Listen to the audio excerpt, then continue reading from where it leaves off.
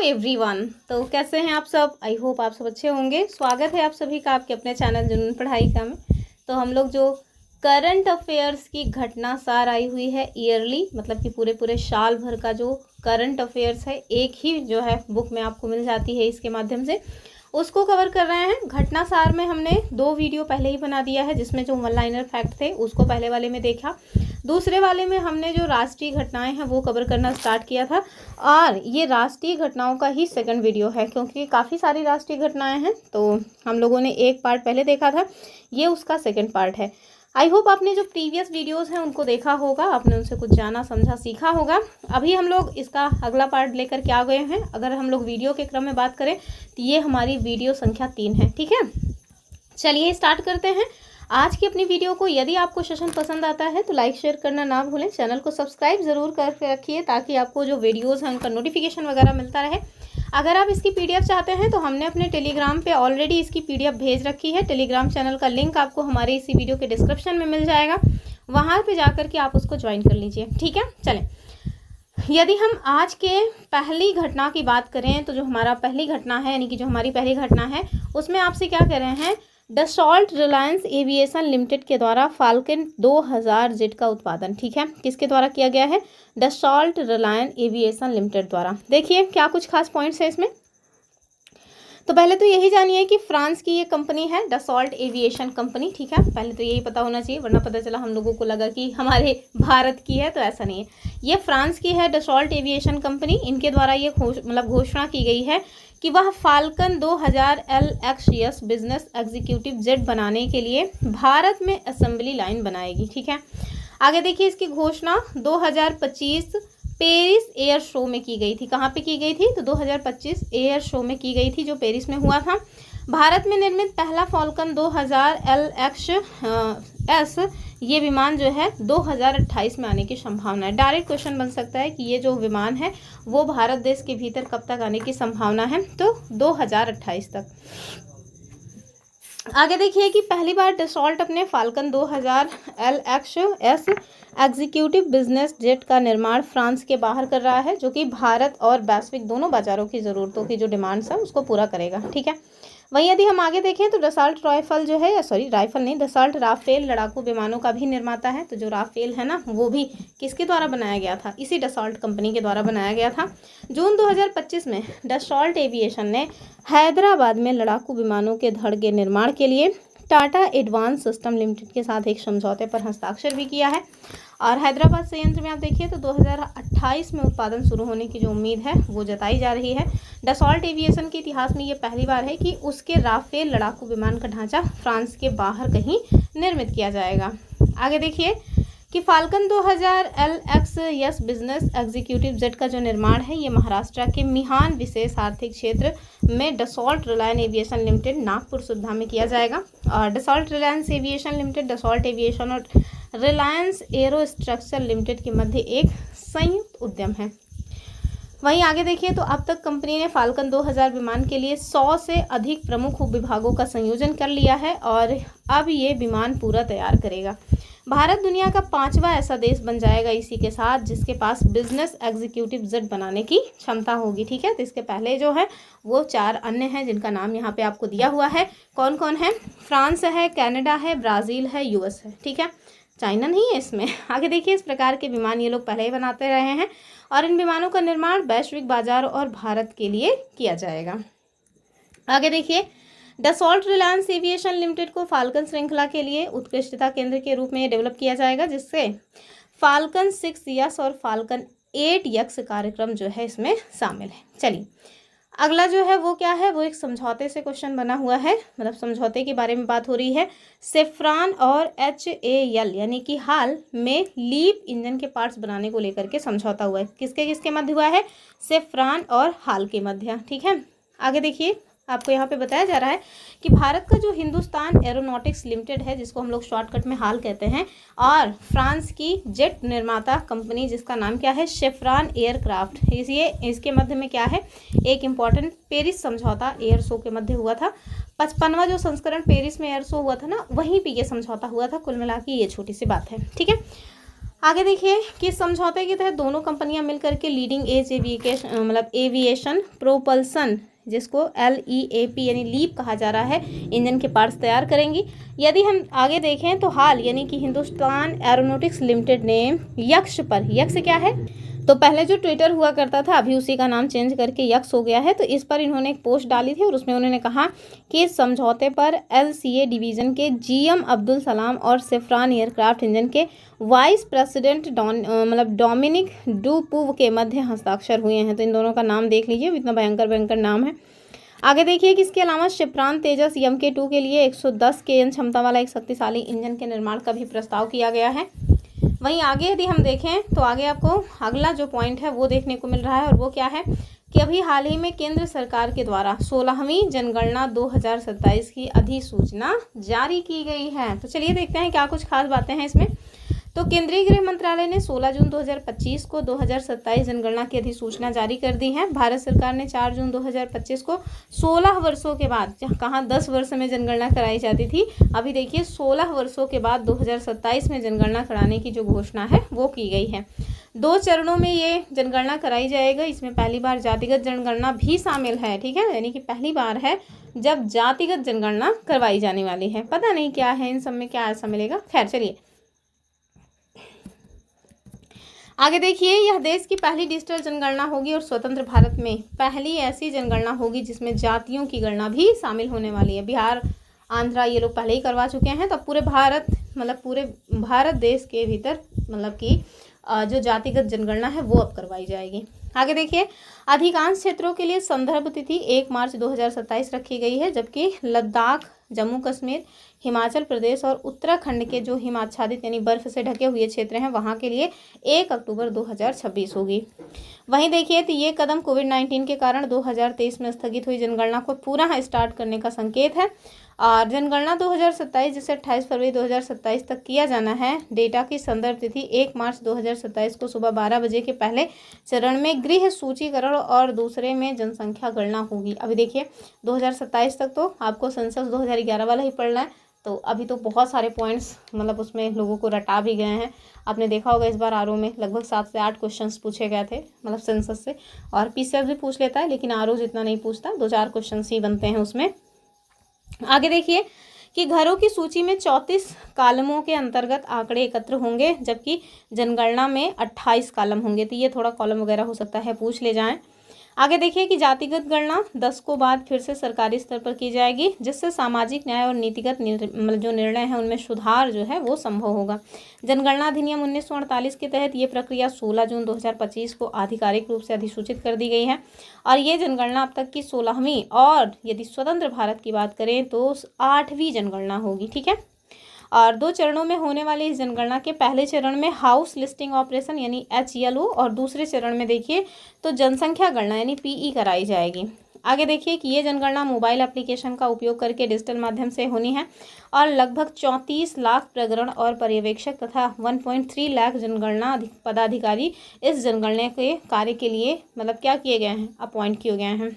आगे देखिए, पिछली जनगणना 2011 में हुई थी जिसमें भारत की जनसंख्या 1.2 अरब से भी अधिक दर्ज की गई है, और ये जनगणना योजनाओं को बेहतर आवंटन, सार्वजनिक संरचना और चुनावी प्रबंधन में मदद करेगी तथा जातिगत जो आंकड़े हैं उनके आधार पर आरक्षण नीति और वंचित समुदायों की जो पहचान है वो सब की जाएगी, ठीक है। चलिए अगला क्या है, अगला जो टॉपिक है वो है कि भारत नॉर्वे के सहयोग से पहला ध्रुवीय अनुसंधान पोत बनाने जा रहा है। किसके मदद से, तो नॉर्वे के सहयोग से, ठीक है। चलिए देखते हैं क्या कुछ खास बातें हैं इसमें। तो देखिए, भारत ने गार्डन रिच शिप बिल्डर्स और इंजीनियर्स लिमिटेड, जिसे हम लोग GRSE, और नॉर्वे की कोंग्सबर्ग कंपनी, दोनों कंपनियों का नाम याद रखना है।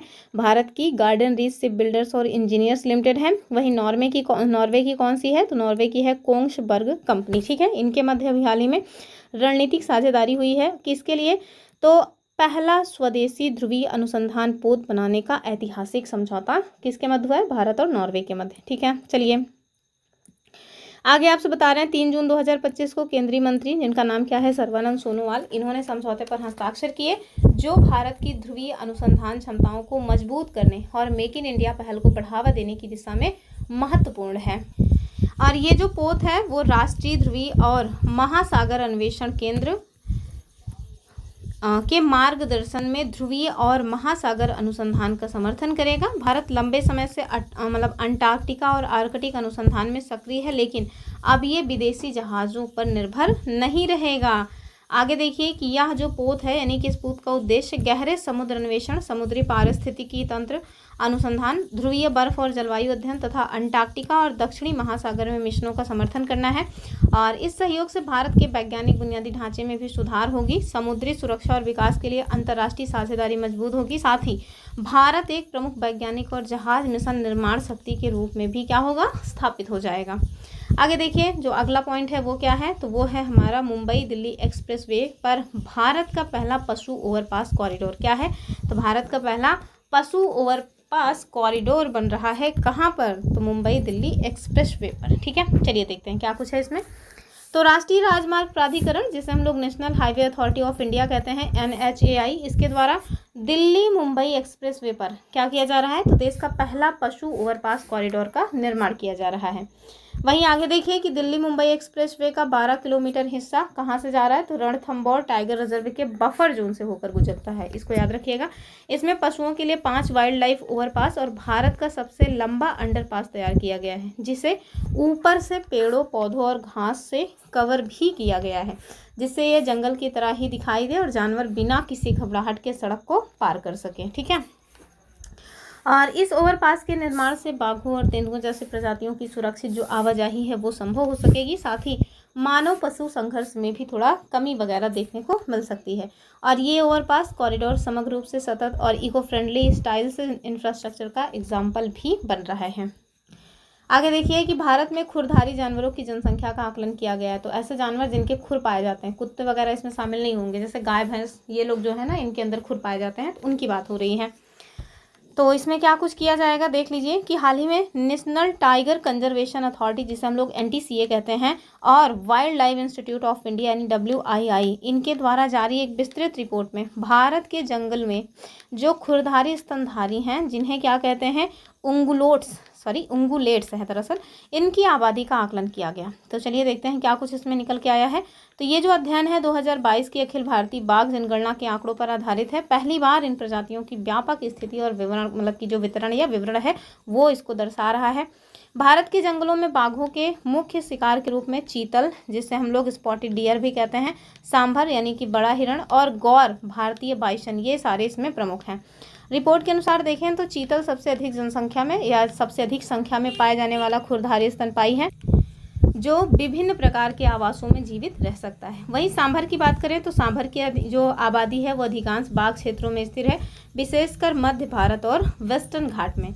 और जो गौर हैं इनकी यदि बात करें तो घने जंगलों और ऊबड़ खाबड़ इलाकों में पाया जाता है, और इसकी जनसंख्या या इसकी संख्या जो है वेस्टर्न घाट और मध्य भारत, पूर्वी घाट तथा पूर्वोत्तर हिमालय की तलछटी में ठीक मात्रा में है, यानी कि अच्छी है। ठीक है, चलिए आगे देखिए।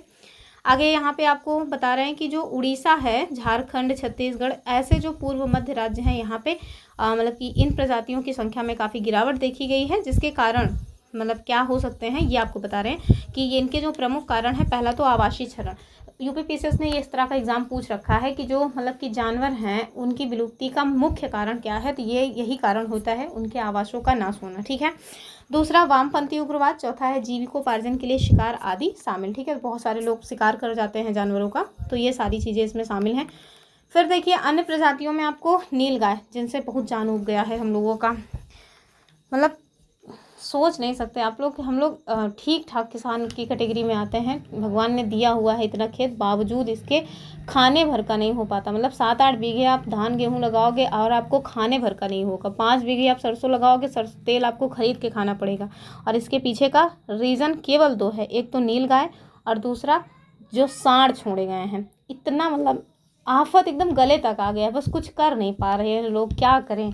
अब जितना भी उसको बांध वगैरह बांधोगे, सब जानवर एक साथ 100-100, 150-150 जानवर आएंगे, सब तोड़ के घुस जाएंगे। तो ये स्थिति है। और जब मारो कि मतलब सपोज दैट एक आध डंडा मार दो ना, तो कुछ लोग जो इंस्टा पे वीडियो बनाने वाले हैं वो ऐसा मतलब कि दिखाएंगे कि लगता है कि वही अकेले बहुत बड़े इन्वायरमेंटिस्ट हैं, यानी मतलब बहुत ज़्यादा इन्वायरमेंट की उन्हीं को चिंता है, जानवरों की केवल उनको ही चिंता है।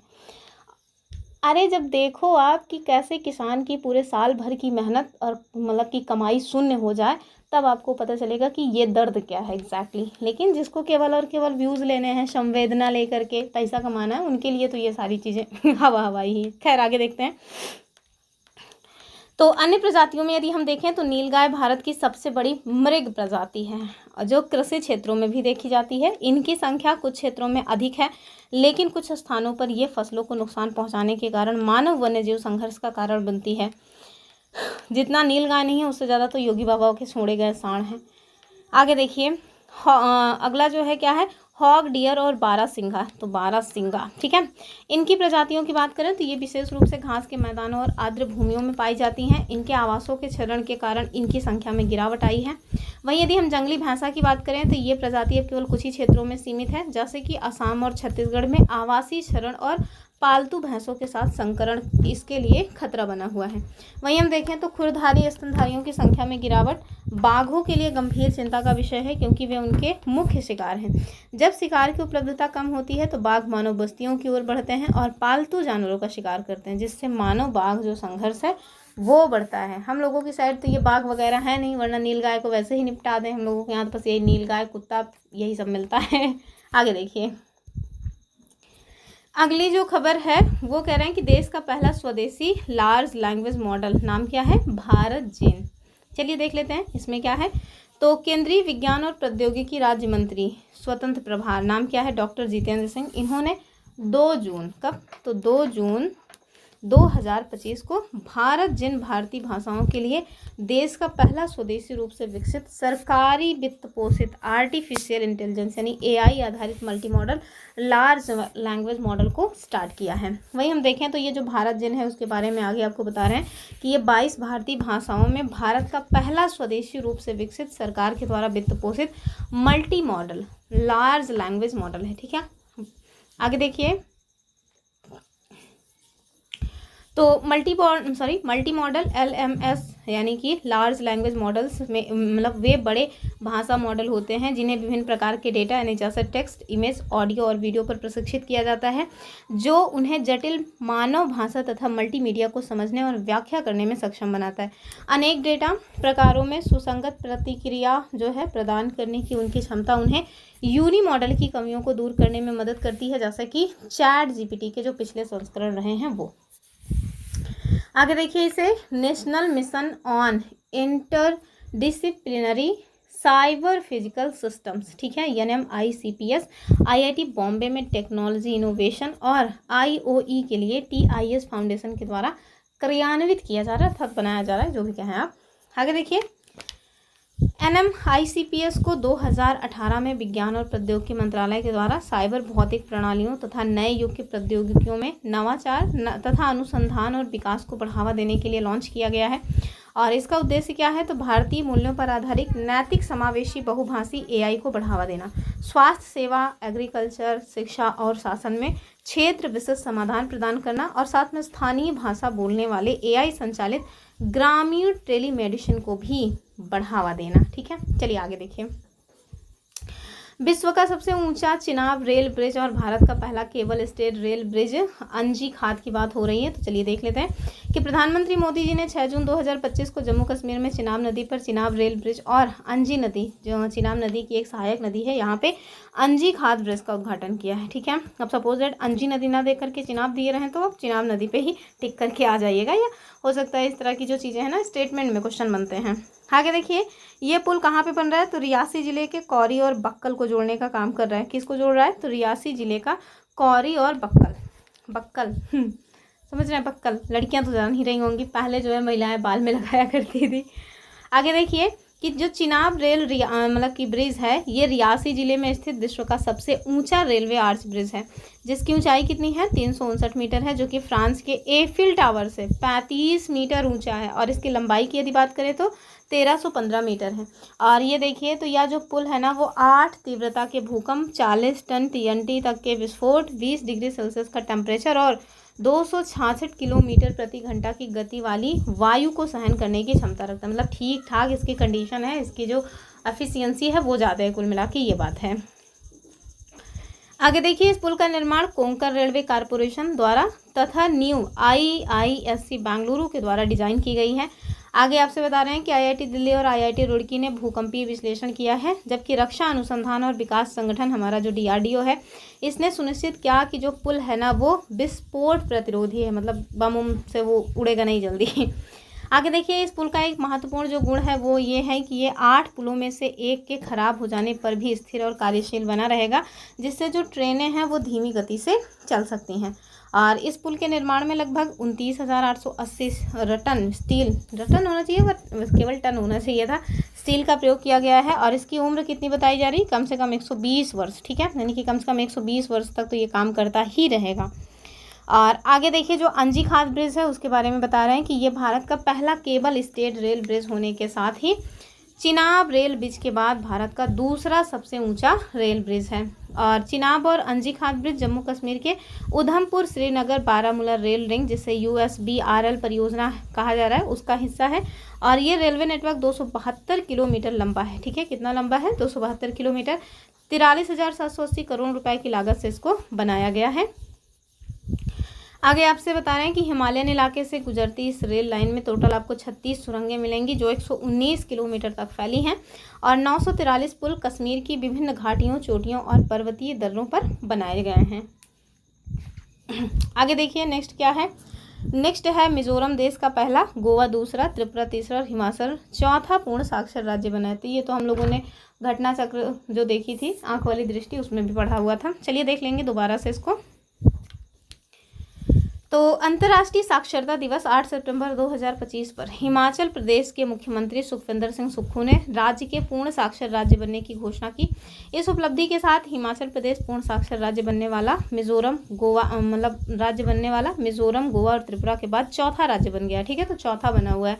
पहले पे कौन है, तो पहले पे स्टार्टिंग से ही हम लोग देख रहे हैं कि पहले पे है मिजोरम, दूसरे पे है गोवा, तीसरे पे है त्रिपुरा, चौथे पे है अभी हिमाचल प्रदेश। अभी ना इसको क्रोनोलॉजी में लगाने को आ सकता है, तो याद रखिएगा, यदि आपको इसको क्रोनोलॉजी में लगाने को आए तो पहले पे मिजोरम आएगा, फिर उसके बाद ऐसे होगा गोवा, फिर उसके बाद त्रिपुरा, फिर उसके बाद आप देखिए तो HP हिमाचल प्रदेश, ठीक है। हिंदुस्तान पेट्रोलियम मत समझिएगा HP को। चलिए आगे देखिए। तो वर्तमान में राज्य की जो साक्षरता दर है वो कितनी है, 99.3% तक पहुंच गई है, जो कि राष्ट्रीय मानक के 95.10 से अधिक है। वहीं नेशनल सैंपल सर्वे ऑफिस की बात करें तो ministry of statistics and programme implementation द्वारा जारी 2023-24 के पीरियोडिक लेबर फोर्स सर्वे, जिसे PLFS कहते हैं, इनके अनुसार भारत की जो कुल साक्षरता दर है वो 7 साल और उससे अधिक आयु के लोगों के लिए 80.9% है। वहीं यदि 5 वर्ष और उससे अधिक आयु के लिए देखें तो ये 79.7% है, ठीक है। और मई 2025 में भारत के 2 राज्य कौन, मिजोरम और गोवा, इन्होंने पूर्ण साक्षर राज्य बनने की घोषणा की। वहीं जून 2025 में देखिए तो त्रिपुरा भी पूर्ण राज्य, मतलब कि पूर्ण साक्षरता वाला राज्य बनने का घोषणा करते हुए तीसरा स्टेट बन गया। आगे हम लोग देखेंगे, अगला जो पॉइंट है वो क्या है कि 20 मई 2025 को मिजोरम का जो आइजोल है, यहाँ पे आयोजित एक समारोह में मिजोरम के मुख्यमंत्री, नाम क्या है उनका, लाल दुहोमा, इन्होंने मिजोरम के पूर्ण साक्षर राज्य बनने की घोषणा की। और इस उपलब्धि के साथ मिजोरम पूर्ण कार्यात्मक साक्षरता प्राप्त करने वाला भारत का पहला राज्य बना। वहीं हम आगे देखें तो PLFS 2023-24 के अनुसार वर्तमान में मिजोरम की साक्षरता 98.2% है। यहाँ कार्यात्मक साक्षरता से तात्पर्य किसी व्यक्ति के द्वारा रोजमर्रा के कार्यों में पढ़ने, लिखने और संख्यात्मक कौशल का उपयोग करने की क्षमता से है। आगे देखिए कि भारत सरकार के शिक्षा मंत्रालय के मानकों के अनुसार यदि किसी राज्य या जिले की साक्षरता दर 95% या उससे अधिक है और 18 वर्ष से ऊपर के सभी नागरिक पढ़ने लिखने की मूलभूत योग्यता रखते हैं तो उसे पूर्ण साक्षर जो जिला है या पूर्ण साक्षर राज्य जो है वो घोषित किया जा सकता है। और आगे देखिए, इससे पूर्व जून 2024 में लद्दाख भारत में पूर्ण साक्षरता हासिल करने वाला पहला केंद्र शासित प्रदेश बना था। ध्यान से देख लीजिए कि पहला केंद्र शासित प्रदेश कौन सा है, अपना नया नवेला बना हुआ लद्दाख, ठीक है। आगे देखिए, गोवा की यदि बात करें तो गोवा के 39वें राज्य स्थापना दिवस जो कि कब मनाया गया, 30 मई 2025। तो इस दिन को शुभ अवसर पर वहाँ के जो मुख्यमंत्री हैं डॉक्टर प्रमोद सावंत, इन्होंने गोवा को उल्लास यानी कि नव भारत साक्षरता कार्यक्रम के अंतर्गत पूर्ण साक्षर राज्य घोषित किया, ठीक है। आगे देखिए, इस उपलब्धि के साथ गोवा भारत का दूसरा पूर्ण साक्षर राज्य बन गया जिसने राष्ट्रीय रूप से निर्धारित 95% साक्षरता मानक को पार कर लिया है और शिक्षा के क्षेत्र में अग्रणी राज्य के रूप में अपनी पहचान फिर से साबित की है। और पीरियोडिक लेबर फोर्स यानी PLFS 2023-24 के अनुसार गोवा की जो साक्षरता दर है वो कितनी है, तो वो 93.60% थी, जो पहले ही देश में सर्वोच्च में से एक थी। लेकिन राज्य के आंतरिक सर्वेक्षण के अनुसार ये आंकड़ा पार करके अभी पूर्ण साक्षरता इसने प्राप्त कर ली है। वहीं यदि हम लोग त्रिपुरा की बात करें तो 23 जून 2025 को त्रिपुरा के मुख्यमंत्री, नाम क्या है उनका, डॉक्टर माणिक शाह, ठीक है, इन्होंने उल्लास नवभारत साक्षरता कार्यक्रम के तहत त्रिपुरा को पूर्ण साक्षर राज्य घोषित किया और इस तरह पूर्ण साक्षर राज्य बनने वाला त्रिपुरा देश का तीसरा राज्य बन गया है। वर्तमान में त्रिपुरा की जो साक्षरता दर है वो देखिए 95.6% तक पहुंच गई है। और उल्लास योजना के बारे में बताया जा रहा है कि जिसे 2022 में शिक्षा मंत्रालय के द्वारा शुरू किया गया और ये भारत को 2030 तक पूर्ण साक्षर बनाने के उद्देश्य से चलाई जा रही केंद्र प्रायोजित स्कीम है और राष्ट्रीय शिक्षा नीति यानी नेशनल एजुकेशन पॉलिसी 2020 के अनुरूप भी है। और आप देखिए तो इस योजना के टोटल 5 प्रमुख घटक हैं। पहला, मूलभूत साक्षरता और गणना कौशल, दूसरा जीवन उपयोगी महत्वपूर्ण कौशल, तीसरा है मूलभूत शिक्षा, चौथा है व्यावसायिक कौशल और पांचवा है निरंतर शिक्षा, ठीक है। तो ये 5 इसके घटक हैं, आयाम हैं। और आगे देखिए कि ये कार्यक्रम मुख्य रूप से 15 वर्ष से अधिक उम्र के वयस्कों को लक्षित करता है जिन्होंने औपचारिक शिक्षा प्राप्त नहीं की है। अगला देखिए बहुत ही चर्चित विषय कि पाकिस्तान को करारा जवाब दिया गया ऑपरेशन सिंदूर के माध्यम से, ठीक है। तो 22 अप्रैल 2025 को जम्मू कश्मीर के पहलगाम में जो आतंकी हमला हुआ था जिसमें 26 नागरिकों की मृत्यु हुई थी, उसके बाद भारत ने 7 से 10 मई 2025 के मध्य क्या किया था, तो पाकिस्तान और POK यानी पाकिस्तान ऑक्युपाइड कश्मीर वाला जो क्षेत्र है वहाँ पे 9 आतंकी शिविरों पर सटीक हवाई और मिसाइल हमला कर उसे फिर करारा जवाब दिया। आगे देखिए तो इस ऑपरेशन में वायुसेना, थल सेना, नौसेना की संयुक्त रणनीति के तहत मल्टी डोमेन ऑपरेशंस, इलेक्ट्रॉनिक और साइबर युद्ध क्षमताएं, स्वदेशी हथियार प्रणालियां और एयर डिफेंस जो नेटवर्क है उनको एकीकृत उपयोग भी किया गया। नौसेना ने अरब सागर में पाकिस्तानी नौसेना को तटीय क्षेत्र तक सीमित रखा और कराची पोर्ट को निशाना बनाने की तत्परता भी दिखाई। और भारत ने ऑपरेशन सिंदूर के दौरान पाकिस्तानी ड्रोन और मिसाइल हमलों को सफलतापूर्वक निष्क्रिय किया। 6 पाकिस्तानी सैन्य एयरबेस और UAV कमांड हब्स को निशाना बनाया गया तथा आतंकी ढांचे को ध्वस्त किया गया। और भारतीय सेना के द्वारा संचालित ऑपरेशन सिंदूर को दोनों देशों के बीच हुए युद्ध विराम के बाद स्थगित किया गया और इसे समाप्त नहीं किया गया है, ठीक है। ऑपरेशन सिंदूर के बाद भारत ने अपनी राष्ट्रीय सुरक्षा नीति में बदलाव कर सीमित लेकिन निर्णायक सैन्य प्रक्रिया की नई रेड लाइन जो है वो स्थापित की है। आगे देखिए अगला जो है वो क्या है, पंचायत एडवांसमेंट इंडेक्स PAI 2.0 को स्टार्ट किया गया है। तो ग्रामीण विकास को डेटा आधारित और प्रभावी बनाने की दिशा में एक महत्वपूर्ण ये कदम माना जा रहा है। और इस तरह का कदम उठाते हुए जो हमारा पंचायती राज मंत्रालय है इसने पंचायत एडवांसमेंट इंडेक्स यानी PAI 2.0 का स्टार्ट किया है। और ये शुरुआत 26-27 मई 2025 को नई दिल्ली में स्थित डॉक्टर अंबेडकर अंतर्राष्ट्रीय केंद्र में आयोजित 2 दिवसीय राष्ट्रीय राइट्स वॉक के दौरान की गई, ठीक है। अंतर्राष्ट्रीय इसी तरह से लिखा जाता है, शुद्ध। आगे देखिए इस जो पहल है इसका उद्देश्य क्या है, तो ग्राम पंचायतों को स्थानीय सतत विकास लक्ष्य, ठीक है, इनके अनुरूप बेहतर योजना, निगरानी और शासन के लिए सशक्त उपकरण प्रदान करना। और सतत विकास लक्ष्यों के अनुरूप इस पहल का उद्देश्य पारदर्शी और जवाबदेह ग्रामीण विकास के लिए डेटा संचालित उपकरणों के साथ 2.5 लाख से अधिक ग्राम पंचायतों को सशक्त बनाना है। पंचायत उन्नति सूचकांक 2.0 यानी कि 2.0 या 2.0 या 2 अकेले कहिए तब भी ठीक है, इसमें जो किए गए प्रमुख सुधार हैं उनके बाद सूचकांकों की संख्या 516 से घटा करके टोटल 147 किया गया है। और स्थानीय सतत विकास लक्ष्यों के अनुरूप PAI 2.0 के तहत या इसके प्रमुख विषय कौन से हैं, पहला तो गरीबी उन्मूलन, दूसरा है हेल्थ, तीसरा एजुकेशन, चौथा है वाटर की उपलब्धता और अगला जो है वो है मतलब कि क्लीन एनवायरनमेंट, फिर बुनियादी ढांचा सुशासन और सामाजिक न्याय तथा महिला सशक्तिकरण, ठीक है। तो ध्यान से देखिए कि स्थानीय सतत विकास लक्ष्यों के अनुरूप जो प्रमुख विषय हैं वो यही हैं, गरीबी उन्मूलन है, स्वास्थ्य है, शिक्षा है, जल है, स्वच्छ पर्यावरण, बुनियादी ढांचा, सामाजिक न्याय और महिला सशक्तिकरण, ठीक है। अगला पॉइंट देखिए क्या दिया हुआ है, तो अगले में आपसे कह रहे हैं कि उन्नत क्वांटम प्रौद्योगिकी अनुसंधान केंद्र का उद्घाटन, ठीक है। तो चलिए देख लेते हैं। 27 मई 2025 को रक्षा अनुसंधान और विकास संगठन यानी हमारा जो DRDO है, इनके अध्यक्ष नाम जाने रहिए समीर V कामत, इनके द्वारा उन्नत क्वांटम प्रौद्योगिकी अनुसंधान केंद्र यानी क्वांटम टेक्नोलॉजी रिसर्च सेंटर यानी QTRC का मिटकॉफ हाउस जो कि कहाँ पे है, नई दिल्ली, यहाँ पे उद्घाटन किया गया। ठीक है, और इस केंद्र का उद्देश्य क्या है, भारत में स्वदेशी क्वांटम अनुसंधान को रक्षा और रणनीतिक लक्ष्यों के लिए आगे बढ़ाना।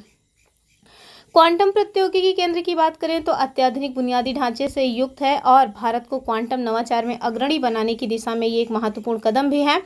क्वांटम टेक्नोलॉजी अनुसंधान केंद्र का उद्घाटन भारत की रक्षा और रणनीतिक क्षेत्र में क्वांटम क्षमताओं को विकसित करने की दिशा में एक बड़ा कदम माना जा रहा है।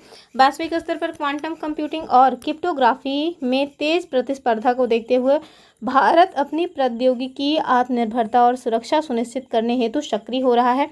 और QTRC के जो प्रमुख उद्देश्य हैं उसमें शामिल क्या है, राष्ट्रीय सुरक्षा हेतु स्वदेशी क्वांटम तकनीकों का विकास और परीक्षण, यानी कि क्वांटम की डिस्ट्रीब्यूशन, इसके माध्यम से सुरक्षित क्वांटम संचार को बढ़ावा देना, पोस्ट क्वांटम क्रिप्टोग्राफी और क्वांटम सेंसिंग में रणनीतिक बढ़त हासिल करना। ठीक है, आगे देखिए कि QTRC की प्रमुख क्षमताओं में vertical cavity surface emitting laser और डिस्ट्रीब्यूटेड फीडबैक लेजर का सटीक लक्षण वर्णन शामिल है, जो विभिन्न क्वांटम अनुप्रयोगों के लिए आवश्यक घटक है। ठीक है, आगे देखिए जो हमारी अगली खबर है वो क्या है, स्टारलिंक को भारत में सैटेलाइट इंटरनेट सेवा शुरू करने की मंजूरी मिली है। तो चलिए देख लेते हैं किसको मिली है, स्टारलिंक को मिली है। तो 7 मई 2025 को अमेरिकी उद्योगपति, नाम क्या है, एलन मस्क, ठीक है, इनके स्वामित्व वाली स्टारलिंक कंपनी को भारत सरकार ने सैटेलाइट इंटरनेट सेवाएं स्टार्ट करने के लिए लगभग 3 साल बाद की मंजूरी, मतलब 3 साल बाद जो है मंजूरी दे दी है और कंपनी को global mobile personal communication by satellite licence हेतु लेटर ऑफ इंटेंट जारी किया। ठीक है, स्टारलिंक को दूरसंचार विभाग यानी DOT ने राष्ट्रीय सुरक्षा के सभी 29 कड़े मानकों को एक्सेप्ट करने के बाद लेटर ऑफ इंटेंट जारी किया गया है। अंतिम लाइसेंस कंपनी को सभी शर्तें पूरी करने के बाद ही मिलेगा, मतलब ऐसा नहीं है कि स्टार्ट में ही जो कुछ शर्तें पूरी कर दी गई हैं तो चलो लाइसेंस दे, नहीं, अंतिम रूप से लाइसेंस उनको तभी मिलेगा जब सारी की सारी शर्तें उनके द्वारा मान ली जाएगी। आगे देखिए, स्टारलिंक के पास वर्तमान में 7000 से भी अधिक लो अर्थ ऑर्बिट यानी LEO सैटेलाइट का नेटवर्क है, जो भारत में high speed low latency internet उपलब्ध कराएगा। ये लाइसेंस स्टारलिंक को भारतीय एयरटेल यूटेल सैट की वन वेब और रिलायंस जियो के बाद सैटेलाइट आधारित इंटरनेट की पेशकश करने वाली तीसरी कंपनी बना देगा। और कंपनी ने जियो और एयरटेल के साथ खुदरा साझेदारी भी की है। सेवा प्रदाताओं को डेटा के साथ डेटा भारत में ही रखना होगा। किसी भी यूज़र ट्रैफिक को भारत के बाहर के गेटवे में गेटवे से रूट नहीं किया जा सकेगा। 20% ग्राउंड सेगमेंट का स्वदेशीकरण 5 वर्षों में करना अनिवार्य होगा और NAVIC आधारित पोजिशनिंग सिस्टम का उपयोग करना होगा। वहीं हम देखें तो स्टारलिंक है उसके बारे में आगे बता रहे हैं कि वन वेब और जियोसिस के मुकाबले मोबाइल सैटेलाइट इंटरनेट सेवा देने वाली पहली कंपनी बन सकती है, जिससे दूर दराज ग्रामीण और आपातकालीन क्षेत्रों में भी जो कनेक्टिविटी है वो संभव होगी। और जो स्टारलिंक है इसको भारत में प्रवेश के लिए जियो और एयरटेल जैसी टेलीकॉम कंपनियों से बड़ी प्रतिस्पर्धा का सामना करना पड़ा। सरकार ने स्पेक्ट्रम आवंटन के लिए प्रशासनिक मार्ग चुना है, क्योंकि सैटेलाइट स्पेक्ट्रम साझा होता है उसकी नीलामी तकनीकी रूप से थोड़ा कठिन है। वहीं हम आगे देखें, अगला जो दिया हुआ है, अगली हमारी खबर वो क्या है कि अरुणाचल में पूर्वोत्तर का पहला भूतापीय उत्पादन, कहाँ पे पहला जो है भूतापीय उत्पादन नॉर्थ ईस्ट में किया जा रहा है, अरुणाचल प्रदेश में। ठीक है, तो चलिए देखते हैं क्या कुछ खास पॉइंट्स है इसमें। तो मई 2025 में सेंटर फॉर अर्थ साइंसेज और हिमालय अध्ययन केंद्र, इन्होंने अरुणाचल प्रदेश के पश्चिम कामेंग जिले में दिहांग में पूर्वोत्तर भारत के पहले भूतापीय उत्पादन कुएं की सफलतापूर्वक खुदाई की है। दिरांग क्षेत्र एक मध्यम से उच्च ऊष्मा भूतापीय क्षेत्र है, जहां जलाशय का तापमान लगभग 115 डिग्री सेल्सियस रहता है और जिसकी भूवैज्ञानिक विशेषताएं कुशल और कम प्रभावी ड्रिलिंग का समर्थन करती है। इस परियोजना में CESHS Norwegian geotechnical institute, Iceland की कंपनी और गुवाहाटी बोरिंग सर्विस जो है वो शामिल है। ठीक है, फिर देखिए ये परियोजना अरुणाचल प्रदेश सरकार और भारत के पृथ्वी विज्ञान मंत्रालय के द्वारा समर्पित है और इसे ऊंचाई वाले क्षेत्र में स्वच्छ पर्यावरण अनुकूल ऊर्जा समाधान की दिशा में एक महत्वपूर्ण कदम भी माना जा रहा है। अगला जो हमारा अगली जो खबर है वो क्या है कि भारतीय रेलवे के पहले 9000 HP वाले इलेक्ट्रिक इंजन का उद्घाटन किया गया है। तो चलिए देखते हैं क्या कुछ बातें हैं इसमें। तो प्रधानमंत्री नरेंद्र मोदी जी ने गुजरात के दाहोद में 26 मई 2025 को भारतीय रेलवे के पहले 9000 हॉर्स पावर वाले इलेक्ट्रिक इंजन का उद्घाटन किया। मेक इन इंडिया पहल के तहत सीमेंस इंडिया के सहयोग से विकसित ये शक्तिशाली एकल यूनिट लोकोमोटिव माल परिवहन को क्रांतिकारी रूप से बदलने जा रहा है। इससे भीड़ भाड़, टर्न अराउंड समय और संचालन लागत में कमी आएगी। प्रधानमंत्री मोदी जी के द्वारा हरी झंडी दिखाई गई ये 9000 HP इलेक्ट्रिक लोकोमोटिव भारतीय रेलवे के लिए अब तक का सबसे शक्तिशाली एकल यूनिट इंजन भी है और ये उच्च घनत्व वाले माल गलियारों में लॉजिस्टिक्स की जटिल समस्याओं को हल करने में सहायक होगा और रेलवे अवसंरचना के आधुनिकीकरण की दिशा में एक बड़ी छलांग भी है। वहीं हम देखें तो भारतीय रेलवे का पहला एकल unit 9000 HP electric locomotive Gujarat के दाहोद में नए निर्माण संयंत्र में तैयार किया गया है। वैश्विक निविदा के माध्यम से सीमेंस इंडिया के साथ साझेदारी में विकसित ये इंजन लंबी और भारी मालगाड़ियों को कुशलता से खींचने के लिए डिज़ाइन किया गया है और साथ ही टक्कर रोधी कवच प्रणाली से भी लैस है। ठीक है, अगला जो है वो क्या है, तमिलनाडु अंतरिक्ष प्रौद्योगिकी नीति। ठीक है, तो तमिलनाडु ने अप्रैल 2025 में अपनी स्पेस इंडस्ट्रियल पॉलिसी लॉन्च कर आधिकारिक रूप से उन भारतीय राज्यों की श्रेणी में अपने आप को शामिल कर लिया है जिनके पास समर्पित अंतरिक्ष क्षेत्र की नीतियां हैं। ठीक है, इस नीति का उद्देश्य क्या है, तो आर्थिक विकास और रोजगार सृजन को बढ़ावा देना तथा अगले 5 वर्षों में 10,000 करोड़ का निवेश आकर्षित करना।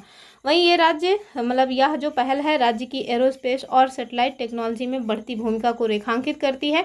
साथ में भारतीय अंतरिक्ष नीति 2023 के तहत देश की व्यापक महत्वाकांक्षाओं के अनुरूप है। तमिलनाडु के जो मुख्यमंत्री हैं नाम जाने रहिए MK स्टालिन, इनकी अध्यक्षता में 17 अप्रैल 2025 को कैबिनेट ने स्पेस इंडस्ट्रियल पॉलिसी को मंजूरी दी है और इस फैसले से तमिलनाडु, कर्नाटक तथा गुजरात की तरह उन राज्यों में शामिल हो गया है कि ये जिनके पास निजी अंतरिक्ष क्षेत्र को बढ़ावा देने की रणनीति है।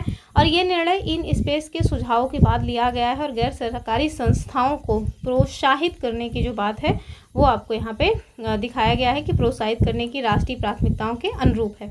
आगामी 5 वर्षों में आप देखिए तो 10,000 करोड़ का निवेश आकर्षित करना और 10,000 प्रत्यक्ष और अप्रत्यक्ष रोजगार सृजित करना इस लक्ष्य की ये जो लक्ष्य है वो इस नीति के तहत निर्धारित किया गया है। अंतरिक्ष स्टार्टअप परिस्थितिकी तंत्र को सशक्त बनाना और अंतरिक्ष क्षेत्र के लिए विनिर्माण, डिजाइन, अनुसंधान, विकास तथा इलेक्ट्रॉनिक्स को बढ़ावा देना, ये सभी इस नीतियों के उद्देश्यों में आपको शामिल मिलेगा। वहीं हम देखें तो नीति की जो विशेषताएं और जो प्रोत्साहन है उसके बारे में आपको नीचे बताया जा रहा है कि अनुसंधान या विकास संस्थाओं से जुड़े केंद्रों को वेतन सब्सिडी प्रदान करने का नीति में प्रस्ताव किया गया है। सरकार के द्वारा कुछ चुनिंदा क्षेत्रों में 300 करोड़ से कम निवेश की जो की परियोजनाएं हैं उनके लिए स्पेस 22 जो है इसमें प्रोत्साहन पैकेज, औद्योगिक आवास प्रोत्साहन, अंतरिक्ष पार्कों में आवास सुविधाओं पर 10% सब्सिडी, अधिकतम 10 करोड़ 10 वर्षों तक का प्रस्ताव भी रखा गया है। ग्रीन इनिशिएटिव सब्सिडी जो है इसके बारे में बता रहे हैं, पूंजीगत लागत पर 25%, अधिकतम 5 करोड़ रुपए। और कृषि, स्वास्थ्य, आपदा प्रबंधन और परिवहन जैसे क्षेत्रों में अंतरिक्ष तकनीक को एकीकृत करने पर विशेष ध्यान। तो ये सारे पॉइंट्स इसमें हैं। आगे देखिए कि भारत की पहली क्षेत्रीय भाषा AI एंकर, नाम क्या है इनका, अंकिता। ठीक है, बहुत सारी लड़कियों का नाम अंकिता होगा, तो अभी तो AI एंकर हो चुकी हैं कौन, अंकिता। ठीक है, तो चलिए इनको देख लेंगे। तो असम के मुख्यमंत्री नाम क्या है उनका, हिमंत बिस्वा शर्मा। इन्होंने 15 मई 2025 को सोशल मीडिया के माध्यम से असमिया में कैबिनेट मीटिंग के मुख्य अंश जो है उसको प्रस्तुत करने के लिए भारत की पहली क्षेत्रीय भाषा की AI न्यूज़ एंकर अंकिता का अनावरण किया है। तो अंकिता असम थोड़ा कनेक्ट कर सकते हैं। और ये जो नवाचार है शासन और मीडिया में AI उपकरणों के बढ़ते उपयोग को दर्शाता है, जबकि मानव रोजगार के लिए इसके निहितार्थों पर बहस को जन्म देता है। वहीं हम देखें तो आर्टिफिशियल इंटेलिजेंस संचालित न्यूज़ एंकर अंकिता के लॉन्च के साथ असम ने डिजिटल गवर्नेंस के एक नए युग में भी कदम रख दिया है और असमिया में कैबिनेट मीटिंग के मुख्य अंश प्रस्तुत करने के लिए डिज़ाइन की गई अंकिता राज्य की अपनी तरह की पहली है जो कि भारतीय सार्वजनिक संचार AI की बढ़ती भूमिका की ओर ध्यान आकर्षित करती है। बस इतना ही जाने रहिए कि AI एंकर न्यूज़ जो एंकर है AI अंकिता वो कहाँ की है, कुल मिला के असम की है। और असम की पहली है कि दूसरी है, तो पहली। आगे देखिए कि जो हमारी नेक्स्ट खबर है वो है भारत की डिजिटल एड्रेस इंफ्रास्ट्रक्चर के लिए ध्रुव नीति। तो जो ध्रुव नीति है उसके बारे में यहाँ पे आपको बताया जा रहा है। तो भारत सरकार ने डाक विभाग के माध्यम से ध्रुव नीति संदर्भ और विशिष्ट वर्चुअल एड्रेस के लिए डिजिटल हब दस्तावेज का अनावरण किया है। कब किया है, तो 30 मई 2025 को। ये डिजिटल जियो कोडेड एड्रेस इंफ्रास्ट्रक्चर के निर्माण में एक बड़ा कदम भी है। ध्रुव नीति का उद्देश्य क्या है, तो देश में एक डिजिटल पता प्रणाली बनाना जो पते की जानकारी को संरक्षित और उपयोग करने के तरीकों को बदल सके। वहीं हम देखें तो एक मजबूत डिजिटल सार्वजनिक और संरचना के निर्माण की दिशा में एक ऐतिहासिक कदम उठाते हुए भारत सरकार के अधीन डाक विभाग ने ध्रुव, जिसका फुल फॉर्म क्या है, digital hub for reference and unique virtual address, ठीक है, इसकी नीति का जो दस्तावेज है वो जारी किया है। और इस परिवर्तनकारी पहल का उद्देश्य देखिए तो पूरे देश में एक मानकीकृत जियो कोडेड डिजिटल एड्रेस सिस्टम विकसित करना है, जिससे सार्वजनिक और निजी दोनों तरह की सेवाओं की डिलीवरी अधिक सटीकता और दक्षता के साथ हो सके। आगे देखिए, आगे आपको बता रहे हैं कि डाक विभाग ने digital postal index number, DG pin जिसको कहा जाता है, जैसे डीजी पिन इसको जाने रहिएगा, इसके पहले लॉन्च के आधार पर औपचारिक रूप से ध्रुव नीति दस्तावेज जारी किया है। डीजी पिन प्रणाली जो है ये देश भर में भौतिक स्थानों की तार्किक और दिशात्मक पहचान को सक्षम बनाती है, जो भू स्थानिक शासन और कुशल सेवा वितरण का समर्थन करता है। ध्रुव नीति दस्तावेज जो है ये विसंगतियों और क्षेत्रीय विविधताओं को दूर करने के लिए पतों का मानकीकरण करने में सक्षम है। नया ध्रुव ढांचा पता प्रबंधन के लिए एड्रेस एस ए सर्विस यानी AAS यानी कि आश, ठीक है, मॉडल का उपयोग किया जाता है। आगे देखिए कि देश का पहला समर्पित कंटेनर ट्रांसशिपमेंट पोर्ट जो है ये राष्ट्र को समर्पित किया गया है। चलिए इसके बारे में देखते हैं। तो 2 मई 2025 को हमारे प्रधानमंत्री मोदी जी ने केरल के तिरुवनंतपुरम में विजिंझम अंतर्राष्ट्रीय डीप वाटर बहुउद्देशीय बंदरगाह ये जो है राष्ट्र को समर्पित किया। वहीं हम देखें तो इस बंदरगाह की निर्माण लागत टोटल 8800 करोड़ रुपए जो है बताई गई है, और ये देश का पहला समर्पित कंटेनर ट्रांसशिपमेंट पोर्ट भी है।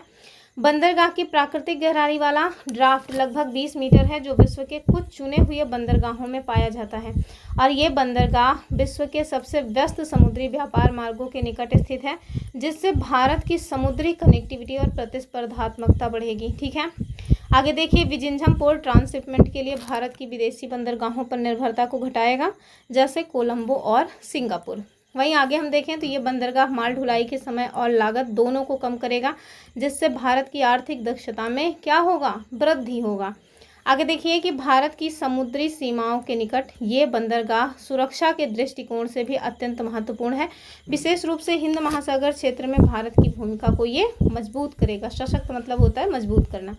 आगे देखिए, तेलंगाना सरकार ने कवाल के बाघ गलियारे को कुमराम भीम संरक्षण रिजर्व घोषित किया है। कहाँ का है, तो तेलंगाना का है। कवाल का जो बाघ गलियारा है उसको क्या घोषित किया गया है, कुमराम भीम संरक्षण रिजर्व, ठीक है।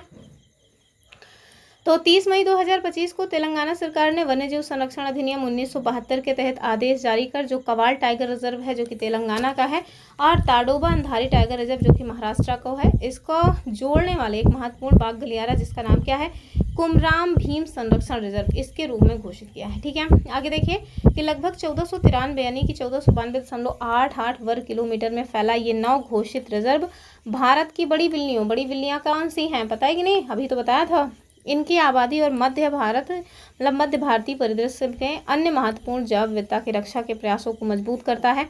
अगर हम देखें तो कुमराम भीम आसिफाबाद जिले तेलंगाना में स्थित है, जो आसिफाबाद और कागज नगर डिवीजनों में फैला हुआ है।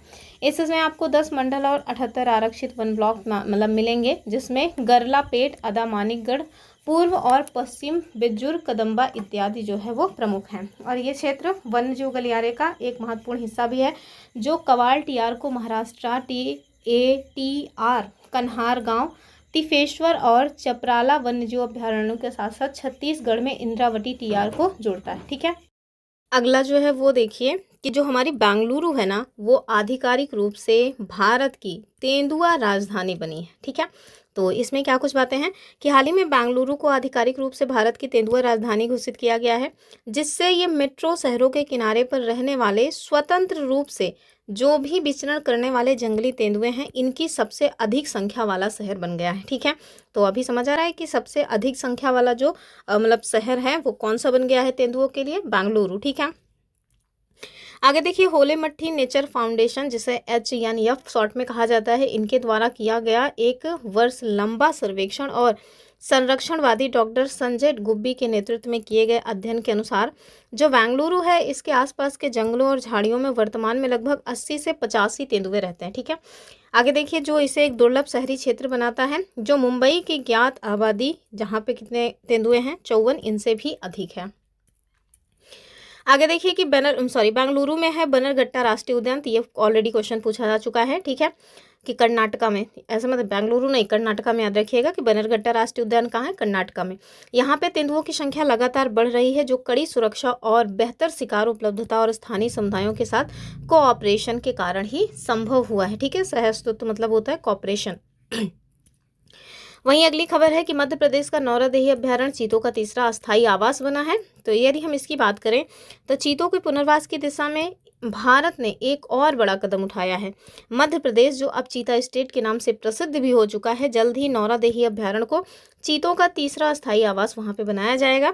ये कदम कूनू नेशनल पार्क और गांधी सागर अभ्यारण्य में चीतों के सफल प्रवास के बाद उठाया गया। तो इससे क्या पता चल रहा है, गांधी सागर अभ्यारण्य और कूनू नेशनल पार्क ये कहाँ पे हैं, मध्य प्रदेश में। अगर देखिए आगे है, सागर और दमोह जिले के पठारी क्षेत्र में फैला ये जो अभ्यारण्य है प्राकृतिक रूप से पर्णपाती वन, घास के मैदान और शाकाहारी जीवों से भरा पूरा है। यहाँ साल, साल मतलब ईयर नहीं, साल एक वृक्ष होता है, सागौन, महुआ, बेल और बांस के घने जंगल हैं। जैसे मैंने सागौन देखा है, महुआ देखा है, बेल देखा है, बांस देखा है, ये सब मेरे घर पे ही हैं, पर साल का वृक्ष मैंने नहीं देखा है। आगे देखिए, जो चीतों के लिए एक आदर्श पर्यावरण भी उपलब्ध कराते हैं। यह क्षेत्र पहले से ही हिरण, जंगली सुअर और अन्य शिकार प्रजातियों से पहले से ही संपन्न है। यही वजह है कि राष्ट्रीय बाघ अभ्यारण्य प्राधिकरण की टीम ने इसका गहन सर्वेक्षण किया और इसे उपयुक्त चीता प्रवास स्थल घोषित किया है। आगे देखिए, नौरादेही अभ्यारण्य, तो इससे क्या पता चल रहा है कि नौरादेही भी धरी है। तो नौरादेवी अभ्यारण्य में टोटल 93 गांव थे, जिनमें से 44 गांवों को पहले ही स्थानांतरित किया जा चुका है। शेष 49 गांव के पुनर्वास की प्रक्रिया अभी जारी है। वन विभाग के द्वारा मोहाली, झापा और सिंगपुर रेंज के 30 किलोमीटर क्षेत्र को चीतों के लिए चिन्हित कर बाड़ेबंदी का जो कार्य है वो स्टार्ट कर दिया गया है। बाड़ेबंदी मतलब होता है कि बाड़ लगाना, मतलब थोड़ा एक वो होता है ना कि हाँ ये इतनी दूर तक ही रहें, बाड़ लग जाएगा, तो रोक है कुल मिलाकर के बस। आगे देखिए कि चिली के राष्ट्रपति की भारत यात्रा, तो पहले दिन का नाम ही जाने रही है, इनका नाम क्या है, क्योंकि विदेशी नाम है तो थोड़ा अजीब सा होगा। तो लैटिन अमेरिका देश चिली, पता है कि नहीं चिली कहाँ पे है? तो आपने अगर देखा होगा कि जो दक्षिण अमेरिका महाद्वीप है उसमें ऐसे लंबा सा फैला हुआ है चिली, इस साइड अर्जेंटीना है, इस साइड चिली है, ठीक है, तो वही है चिली को कुछ लोग फैशन में चाइल भी बोलते हैं, ठीक। तो चलिए देखिए कि लैटिन अमेरिकी देश फुल ऐसा होना चाहिए था। चिली गणराज्य के राष्ट्रपति नाम क्या है? गैब्रियल बोरिक फोंट, ठीक है, नाम याद रखिएगा, गैब्रियल बोरिक फोंट। ये भारत की राजकीय यात्रा पे 1 से 5 अप्रैल 2025 को आए थे। आगे देखिए, प्रधानमंत्री नरेंद्र मोदी ने मेहमान राष्ट्रपति का स्वागत हैदराबाद हाउस में किया। यहाँ आर्थिक संबंधों को मजबूत करने की दिशा में महत्वपूर्ण द्विपक्षीय वार्ता दोनों नेताओं के मध्य हुई। अत्याधुनिक प्रौद्योगिकी आधारित उद्योगों जैसे सौर ऊर्जा, सेमीकंडक्टर्स व रोबोटिक्स में उपयोग किए जाने वाले बहुमूल्य खनिजों के खनन व उत्पादन के सहयोग पर यहाँ पे चर्चा वगैरह की गई। ये देखिए, कॉपर व लिथियम उत्पादन में विश्व का अग्रणी देश, तो यहाँ से आपको एक चीज़ और मिल गया कि कॉपर व लिथियम जैसे जो खनिज हैं उनके उत्पादन में अग्रणी देशों में शामिल है चिली, ठीक है। इन क्षेत्रों में भारत के सहयोग करने के लिए तैयार हो गया है। वर्तमान में चिली से इन खनिजों का सबसे बड़ा आयातक कौन है? चीन। आगे देखिए, जो राष्ट्रपति थे चिली के बोरिक, जिनका नाम शॉर्ट में यहाँ बोरिक किया गया है, इन्होंने इन खनिजों के व्यापार व विस्तार तथा इस क्षेत्र में भारतीय निवेश की इच्छा भी प्रकट की है। पारंपरिक लाभकारी समग्र व्यापार के लिए आर्थिक साझेदारी समझौता, ठीक है, जिसे कॉम्प्रहेंसिव इकोनॉमिक पार्टनरशिप एग्रीमेंट कहा जाता है, यानी CEPA, ठीक है। इसके लिए वार्ता यानी बातचीत शुरू करने की सहमति दोनों पक्षों में हुई है। इससे द्विपक्षीय व्यापार के साथ साथ रोजगार व आर्थिक विकास को भी बढ़ावा मिलेगा। तो देख रहे हैं ना, हर जगह रोजगार मिल रहा है। आगे देखिए, दोनों देशों के मध्य द्विपक्षीय व्यापार 2020 में जहां 1545 करोड़ का था, अभी बढ़कर 2024 में 3843 करोड़ का हो गया है। द्विपक्षीय व्यापार व आपसी संपर्क संवर्धन के लिए भारतीय उद्यमियों के लिए मल्टीपल एंट्री परमिट जारी करने की घोषणा चिली के राष्ट्रपति के द्वारा की गई है। आगे देखिए, अनुभवों व अच्छी प्रथाओं के आदान प्रदान के माध्यम से स्वास्थ्य और फार्मास्यूटिकल्स, अंतरिक्ष, हरित ऊर्जा, कृषि, पारंपरिक चिकित्सा, अंटार्कटिका, प्राकृतिक आपदाओं के प्रबंधन, खेल कूद, सहकारिता आदि क्षेत्रों में सहयोग के लिए नए रास्ते खोलने पर भी सहमति आपस में व्यक्त की गई है। और इस अवसर पर आप देखिए तो विभिन्न क्षेत्रों में सहयोग के टोटल 4 समझौता ज्ञापन पर हस्ताक्षर किए गए द्विपक्षीय वार्ता के पश्चात। और अंटार्कटिका सहयोग पर आशय पत्र यानी कि लेटर ऑफ इंटेंट व भारत चिली सांस्कृतिक आदान प्रदान कार्यक्रम संबंधी जो समझौते हैं वो आपको इसमें शामिल मिल जाएंगे। वहीं आगे देखिए तो राष्ट्रीय आपदा निवारण और प्रतिक्रिया सेवा व राष्ट्रीय आपदा प्रबंधन प्राधिकरण, जिसे हम लोग एनडीएमए कहते हैं, इनके बीच आपदा प्रबंधन पर समझौता ज्ञापन तथा चिली की कोडेल्को, ये ध्यान से देखिए, कोडेल्को व भारत की हिंदुस्तान कॉपर लिमिटेड HCL के मध्य समझौता भी हुआ है। तो ध्यान रखना है कि इसमें चिली के कोडेल्को और भारत के HCL के मध्य समझौता हुआ है। ये इंपॉर्टेंट है, समझौते पूछे जाते हैं। आगे देखिए दुबई के भी क्राउन प्रिंस, जिनका नाम क्या है, शेख हमदान बिन मोहम्मद, ठीक है, बड़ा सा नाम है, ये भी भारत की यात्रा पे रहे। तो चलिए देख लेते हैं कि दुबई के जो क्राउन प्रिंस हैं, नाम जाने रहिए, शेख हमदान मोहम्मद बिन हमदान बिन मोहम्मद अल मखतूम। तो इतना बड़ा सा है, समझिए, इतना बड़ा तो यूपीएससी में निबंध पूछा जाता है। तो ये जो है यूएई के उप प्रधानमंत्री व रक्षा मंत्री भी हैं, ध्यान रखिएगा। वहाँ के केवल क्राउन प्रिंस ही नहीं हैं, उप प्रधानमंत्री और रक्षा मंत्री भी हैं। ये भारत की आधिकारिक यात्रा पे 8 से 9 अप्रैल 2025 को रहे। क्राउन प्रिंस के स्वागत के बाद मेजबान प्रधानमंत्री श्री नरेंद्र मोदी के साथ प्रतिनिधिमंडल स्तर की द्विपक्षीय वार्ता में जो हमारे विदेश मंत्री हैं एस जयशंकर जी व राष्ट्रीय सुरक्षा सलाहकार सहित कई वरिष्ठ अधिकारी यहाँ पे उपस्थित रहे। रक्षा संबंधों के अतिरिक्त आर्थिक, वाणिज्यिक व अन्य रिश्तों में सहयोग संवर्धन के लिए विचार विमर्श, मतलब आपस में बातचीत की गई। बस आगे देखिए क्या महत्वपूर्ण रहा है। तो इस वार्ता में जो कुछ महत्वपूर्ण बातें हैं वो देखिए। इंडियन इंस्टीट्यूट ऑफ मैनेजमेंट, जिसे IIM कहा जाता है, अहमदाबाद का एक कैंपस दुबई में स्थापित करने, ये बहुत इंपॉर्टेंट है। इस तरह के क्वेश्चन डायरेक्ट बनते हैं, ध्यान रखिएगा। IIM मतलब कि अहमदाबाद, ये अपना एक कैंपस दुबई में खोलेगा, ये क्वेश्चन डायरेक्ट पूछा जा सकता है। तो IIM अहमदाबाद का एक कैंपस दुबई में स्थापित करने, जिसमें MBA पाठ्यक्रम सितंबर 2025 में ही स्टार्ट हो जाएगा, ठीक है, याद रखिएगा। Indian institute of foreign trade यानी IIFT का कैंपस दुबई के एक्सपो सिटी में इंडिया पैवेलियन में स्थापित करने के निर्णय इसमें शामिल हैं, ध्यान रखिएगा दोनों के दोनों इंस्टीट्यूट को। आगे देखिए कि केरल के कोची व गुजरात में वाडिनार में शिप रिपेयर क्लस्टर्स की स्थापना के लिए सहमति दोनों पक्षों में व्यक्त हुई है। दुबई में UAE इंडिया फ्रेंडशिप हॉस्पिटल की स्थापना के लिए भूमि आवंटन तथा दुबई चैम्बर ऑफ कॉमर्स का इंडिया ऑफिस खोलने के लिए सहमति दोनों पक्षों में बनी हुई है। तो ये मेरे ख्याल से जितने हम लोगों ने अभी तक समझौते देखे थे उनमें सबसे इंपॉर्टेंट समझौते यही हैं जो डायरेक्ट एग्जाम में बनेंगे। आगे देखिए कि रक्षा मंत्री श्री राजनाथ सिंह के साथ क्राउन प्रिंस शेख हमदान की भारत व UAE के मध्य रक्षा से जुड़े सभी क्षेत्रों में सहयोग पर विचार विमर्श हुआ। रक्षा उपकरणों के सह उत्पादन व प्रौद्योगिकी क्षेत्र में सहयोग के लिए रुचि UAE की ओर से व्यक्त की गई है, ठीक है। चलिए अभी देखिए ये एक बहुत ही इंपॉर्टेंट पोर्शन आ रहा है। तो अभी हाल ही में देखिए कि हमारा जो श्रीमद् भगवद गीता है और नाट्य शास्त्र, इन दोनों को यूनेस्को की मेमोरी ऑफ वर्ल्ड रजिस्टर में जगह मिली है। तो देखिए 17 अप्रैल 2025 को यूनेस्को ने भारत के धार्मिक ग्रंथ, जिनका नाम क्या है, श्रीमद् भगवद गीता, और भरत मुनि जी के द्वारा रचित क्या, नाट्य शास्त्र, पहले तो यही जाने रहिए किनके द्वारा रचा गया है, इसको इस वर्ष यूनेस्को की विश्व स्मृति रजिस्टर यानी memory of the world register में शामिल किया गया है। इस वर्ष यदि हम देखें तो यूनेस्को की विश्व स्मृति रजिस्टर में 72 देशों और 4 अंतर्राष्ट्रीय संगठनों के टोटल 74 नई पांडुलिपियों को शामिल किया गया है, जिससे वैश्विक स्तर पर इन संग्रहों की जो टोटल संख्या है वो कितनी हो गई है, 570, ठीक है।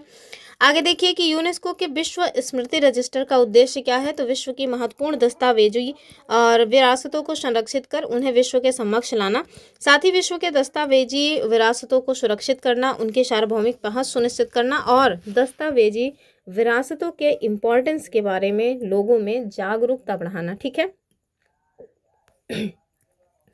आगे देखिए कि विश्व भर के ऐतिहासिक, सांस्कृतिक व सामाजिक महत्व के दस्तावेजों, पांडुलिपियों, पुस्तकों और चित्रों, फिल्मों व ऑडियो रिकॉर्डिंग को भी इसमें शामिल किया जाता है। 1992 में स्थापित किए गए विश्व स्मृति रजिस्टर में भारत के ऋग्वेद सहित 12 रचनाएं पहले से ही यूनेस्को की memory of the world register में स्थान पा चुकी हैं। मोस्ट इंपॉर्टेंट फैक्ट है ये।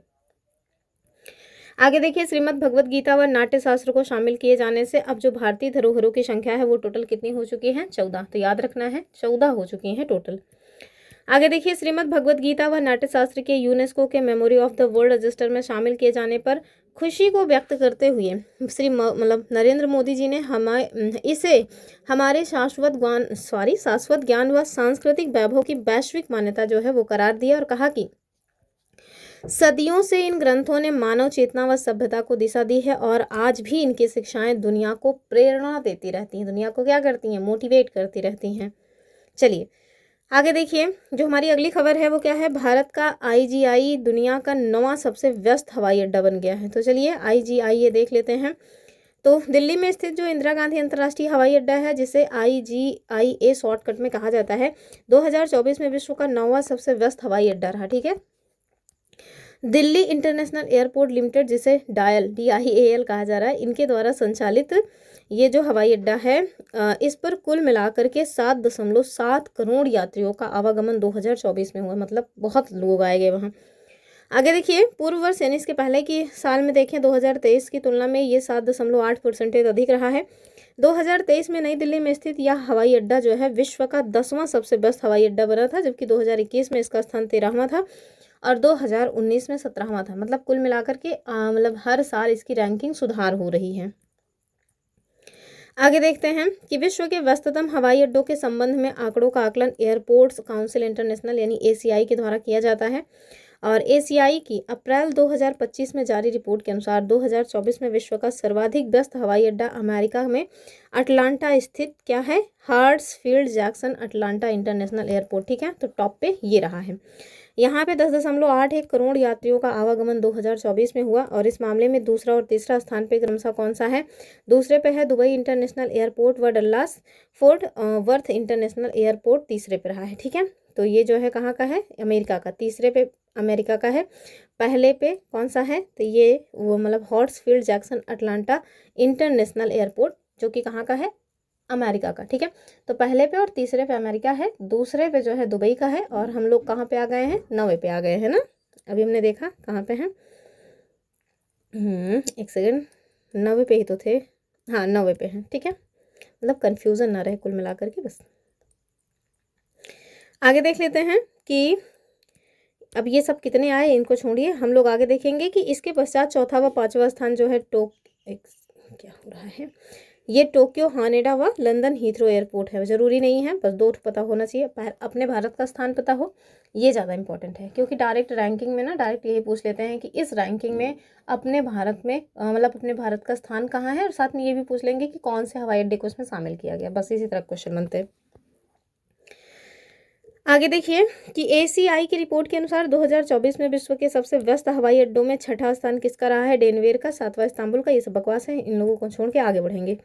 आगे देखिए कि 5 विदेशी विश्वविद्यालयों के कैंपस मतलब भारत में खोले जाने वाले हैं। तो कौन कौन से हैं इनको देखना है। देखिए, जो हमारी राष्ट्रीय शिक्षा नीति 2020 आई थी, इसके अनुसार देश में उच्च शिक्षा को बढ़ावा देने के लिए विदेशी विश्वविद्यालयों के परिसर देश में स्थापित करने की अनुशंसा के बाद, ध्यान रखिएगा कौन, ऑस्ट्रेलिया की वोलोंगोंग व डीकिन यूनिवर्सिटी के परिसर गांधीनगर के गिफ्ट सिटी में संचालित है। ठीक है, इन दोनों को याद रखिएगा, कहाँ संचालित है वो भी याद रखिए। वहीं आगे देखिए कि ब्रिटेन की साउथहैम्पटन यूनिवर्सिटी के गुरुग्राम स्थित परिसर में शैक्षणिक कार्यक्रम जुलाई 2025 में स्टार्ट होने की संभावना है, यानी कि अब स्टार्ट हो भी गया होगा अगर होना होगा तो। आगे देखिए, इसके बाद 5 अन्य विदेशी विश्वविद्यालयों को भारत में परिसर स्थापित करने के लिए आशय पत्र लेटर ऑफ इंटेंट जो है वो विश्वविद्यालय अनुदान आयोग, जिसे UGC कहा जाता है, इन्होंने मई 2025 में जारी किए हैं। जबकि कुछ अन्य विश्वविद्यालयों के प्रस्ताव अभी विचाराधीन भी हैं UGC के पास। आगे देखिए, जिन विश्वविद्यालयों के प्रस्तावों को UGC का अनुमोदन प्राप्त हो चुका है उनमें कौन से हैं, शिकागो स्थित इलिनोइस इंस्टीट्यूट ऑफ टेक्नोलॉजी यानी IIT, दूसरा यूनिवर्सिटी ऑफ लिवरपूल UK, तीसरा है वेस्टर्न सिडनी यूनिवर्सिटी ऑस्ट्रेलिया, चौथा है विक्टोरिया यूनिवर्सिटी ऑस्ट्रेलिया और पांचवा है इंस्टीट्यूटो यूरोपियो दी डिज़ाइन इटली। ठीक है, भारत में प्रस्तावित इन परिसरों में 2026-27 से जो सत्र है वो स्टार्ट होने की संभावना जताई जा रही है। वहीं हम देखें तो इन विदेशी विश्वविद्यालयों में Illinois institute of technology Bharat में कैंपस स्थापित करने वाली पहली अमेरिकी यूनिवर्सिटी बनने जा रही है, इसको ध्यान से। और इस विश्वविद्यालय को विज्ञान, प्रौद्योगिकी व इंजीनियरिंग में उत्कृष्ट पढ़ाई के लिए जाना जाता है। और ब्रिटेन में स्थित जो यूनिवर्सिटी ऑफ लिवरपूल लॉ है, बिजनेस व हेल्थ साइंस जैसे क्षेत्रों में पढ़ाई के लिए थोड़ा प्रसिद्ध है। विक्टोरिया यूनिवर्सिटी ऑस्ट्रेलिया मेलबर्न स्थित यूनिवर्सिटी जो बिजनेस, IT व किसके लिए जानी जाती है, हॉस्पिटैलिटी में पढ़ाई के लिए ख्याति प्राप्त है, यानी कि प्रसिद्ध है।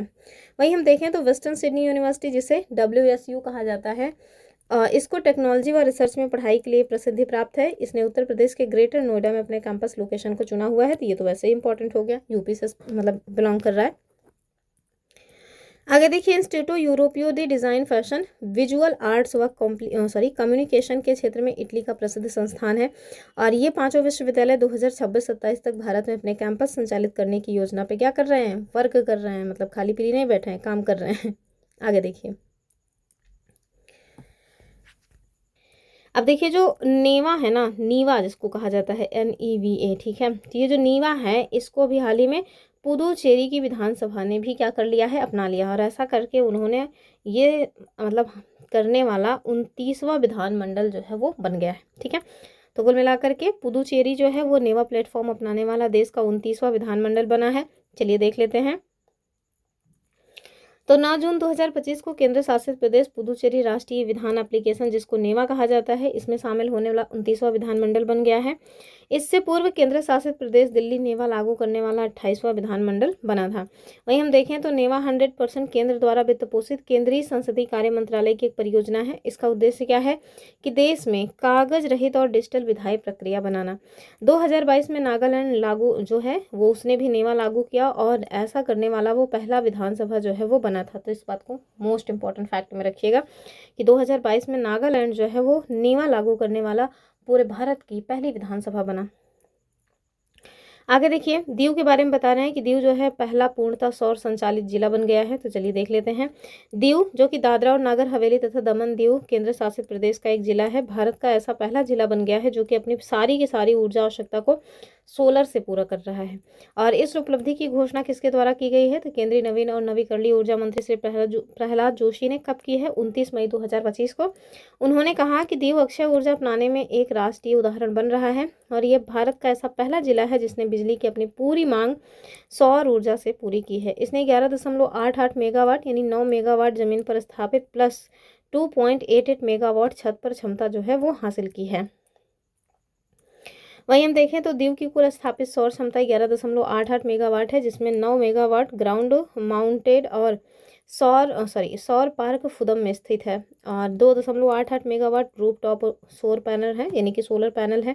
79 सरकारी भवनों में स्थापित है। दीव की दिन की समय या दिन के टाइम में जो बिजली है उसकी पूरी की पूरी डिमांड जो है वो सोलर से ही पूरी हो जाती है। सौर ऊर्जा के उपयोग से प्रत्येक वर्ष लगभग 13,000 टन कार्बन उत्सर्जन जो है वो दीव कम करता है, ठीक है। वरना 13,000 जो मतलब टन है वो कार्बन उसके द्वारा उत्सर्जित किया जाता है, लेकिन चूंकि सोलर से काम चल रहा है इस वजह से इसमें कमी है। आगे देखिए, नमूना पंजीकरण प्रणाली यानी SRS सांख्यिकी रिपोर्ट 2024। चलिए देख लेते हैं क्या कुछ इसमें आंकड़े आए हैं। तो भारत के महापंजीयक यानी RGI के द्वारा 7 मई 2025 को नमूना पंजीकरण प्रणाली जो है रिपोर्ट 2021 जारी की गई। इस रिपोर्ट के अनुसार भारत में प्रमुख मातृ और शिशु स्वास्थ्य संकेतकों में थोड़ा सुधार ही दर्ज किया गया है और नमूना पंजीकरण प्रणाली पर आधारित भारत में मातृ मृत्यु दर विशेष बुलेटिन 2019-21 के अनुसार देश में मातृ मृत्यु अनुपात यानी MMR में कमी आई है, ठीक है। आगे देखेंगे कि ये 2014 से 16 में प्रति लाख जन्म पर 130 से 37 अंक घटकर 2019-21 में कितनी हो गई है, मात्र 93 हो गई, ठीक है। हालांकि जिनके घर से बच्चे उनके लिए ये मात्र नहीं है।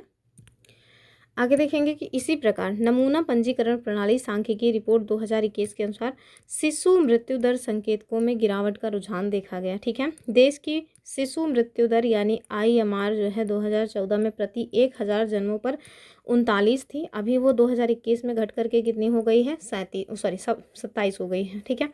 आगे देखिए, नवजात मृत्यु दर की बात करें तो 2014 में जहां प्रति 1,000 जन्मों पर 26 थी, वहीं अब 2021 में घटकर कितनी हो गई है, 19 हुई है, यानी कि कुल मिला के सुधारी हर जगह दर्ज किया गया है। 5 साल से कम आयु के बच्चों की मृत्यु दर जिसे हम क्या कहते हैं, UMR, ये 2014 में प्रति 1,000 जन्म पर 45 थी। अभी ये 2021 में घटकर कितनी हो गई है, तो 1,000 जन्म पर 31 जो बच्चे हैं उनकी मृत्यु हो रही है, ठीक है।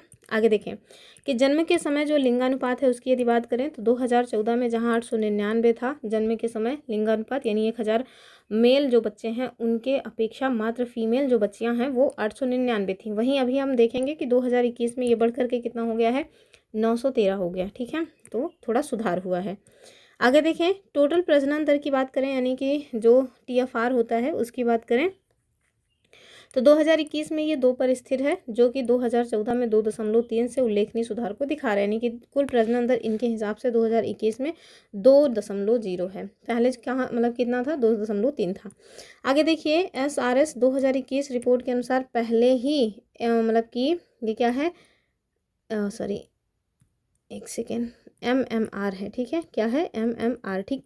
तो ये जो MMR है 2030 तक 70 से जो है अधिक होना है। इसका SDG लक्ष्य प्राप्त कर चुके हैं 8 राज्य। कौन कौन से हैं, केरल का 20, महाराष्ट्र में 38, तेलंगाना 45, आंध्र 46, तमिलनाडु 49, झारखंड 51, गुजरात 53 और कर्नाटका 63, ठीक है। तो इसको देख लें, वैसे पूछा नहीं जाता ये। आगे देखेंगे, पहले ही ये जो ये 5 क्यों लिखा हुआ है, MR जो है ये देखिए 2030 तक एक थोड़ा सा मिस्टेक हुआ है, उसको सुधारेंगे। जैसे ये जो लिखा हुआ था SRS 2021 की रिपोर्ट के अनुसार पहले ही MMR, ठीक है, ये क्या है, MMR 2030 तक इसको या तो 70 या उससे कम लाना था, यानी या तो 70 के बराबर करें या उससे कम करना था। ये जो SDG लक्ष्य है इसको इन्होंने रखा हुआ था 2030 तक, लेकिन आप देखिए अभी 8 राज्य ऐसे हैं जिन्होंने इस लक्ष्य को अभी ही प्राप्त कर लिया है, ठीक है।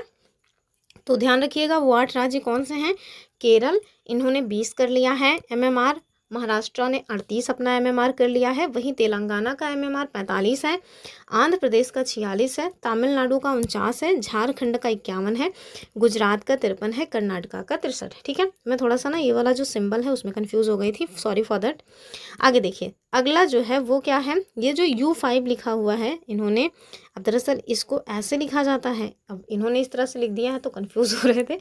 इसका मतलब होता है अंडर 5, यानी कि 5 साल से कम उम्र के जो बच्चे हैं उनकी बात हो रही है, ठीक है।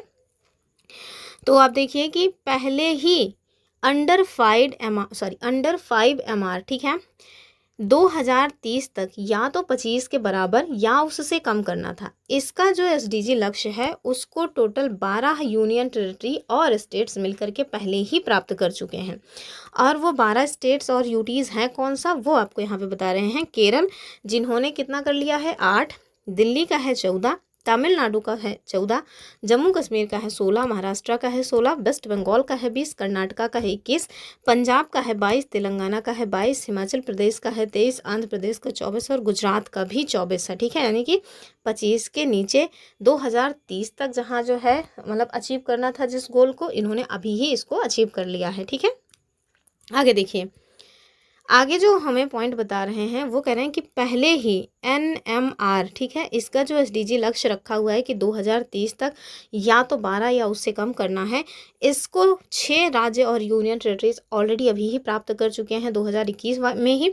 कौन कौन उसमें शामिल है, केरल का 4 हो चुका है, दिल्ली का है 8, तमिलनाडु का है 9, महाराष्ट्र का है 11, जम्मू कश्मीर का है 12 और हिमाचल प्रदेश का है 12।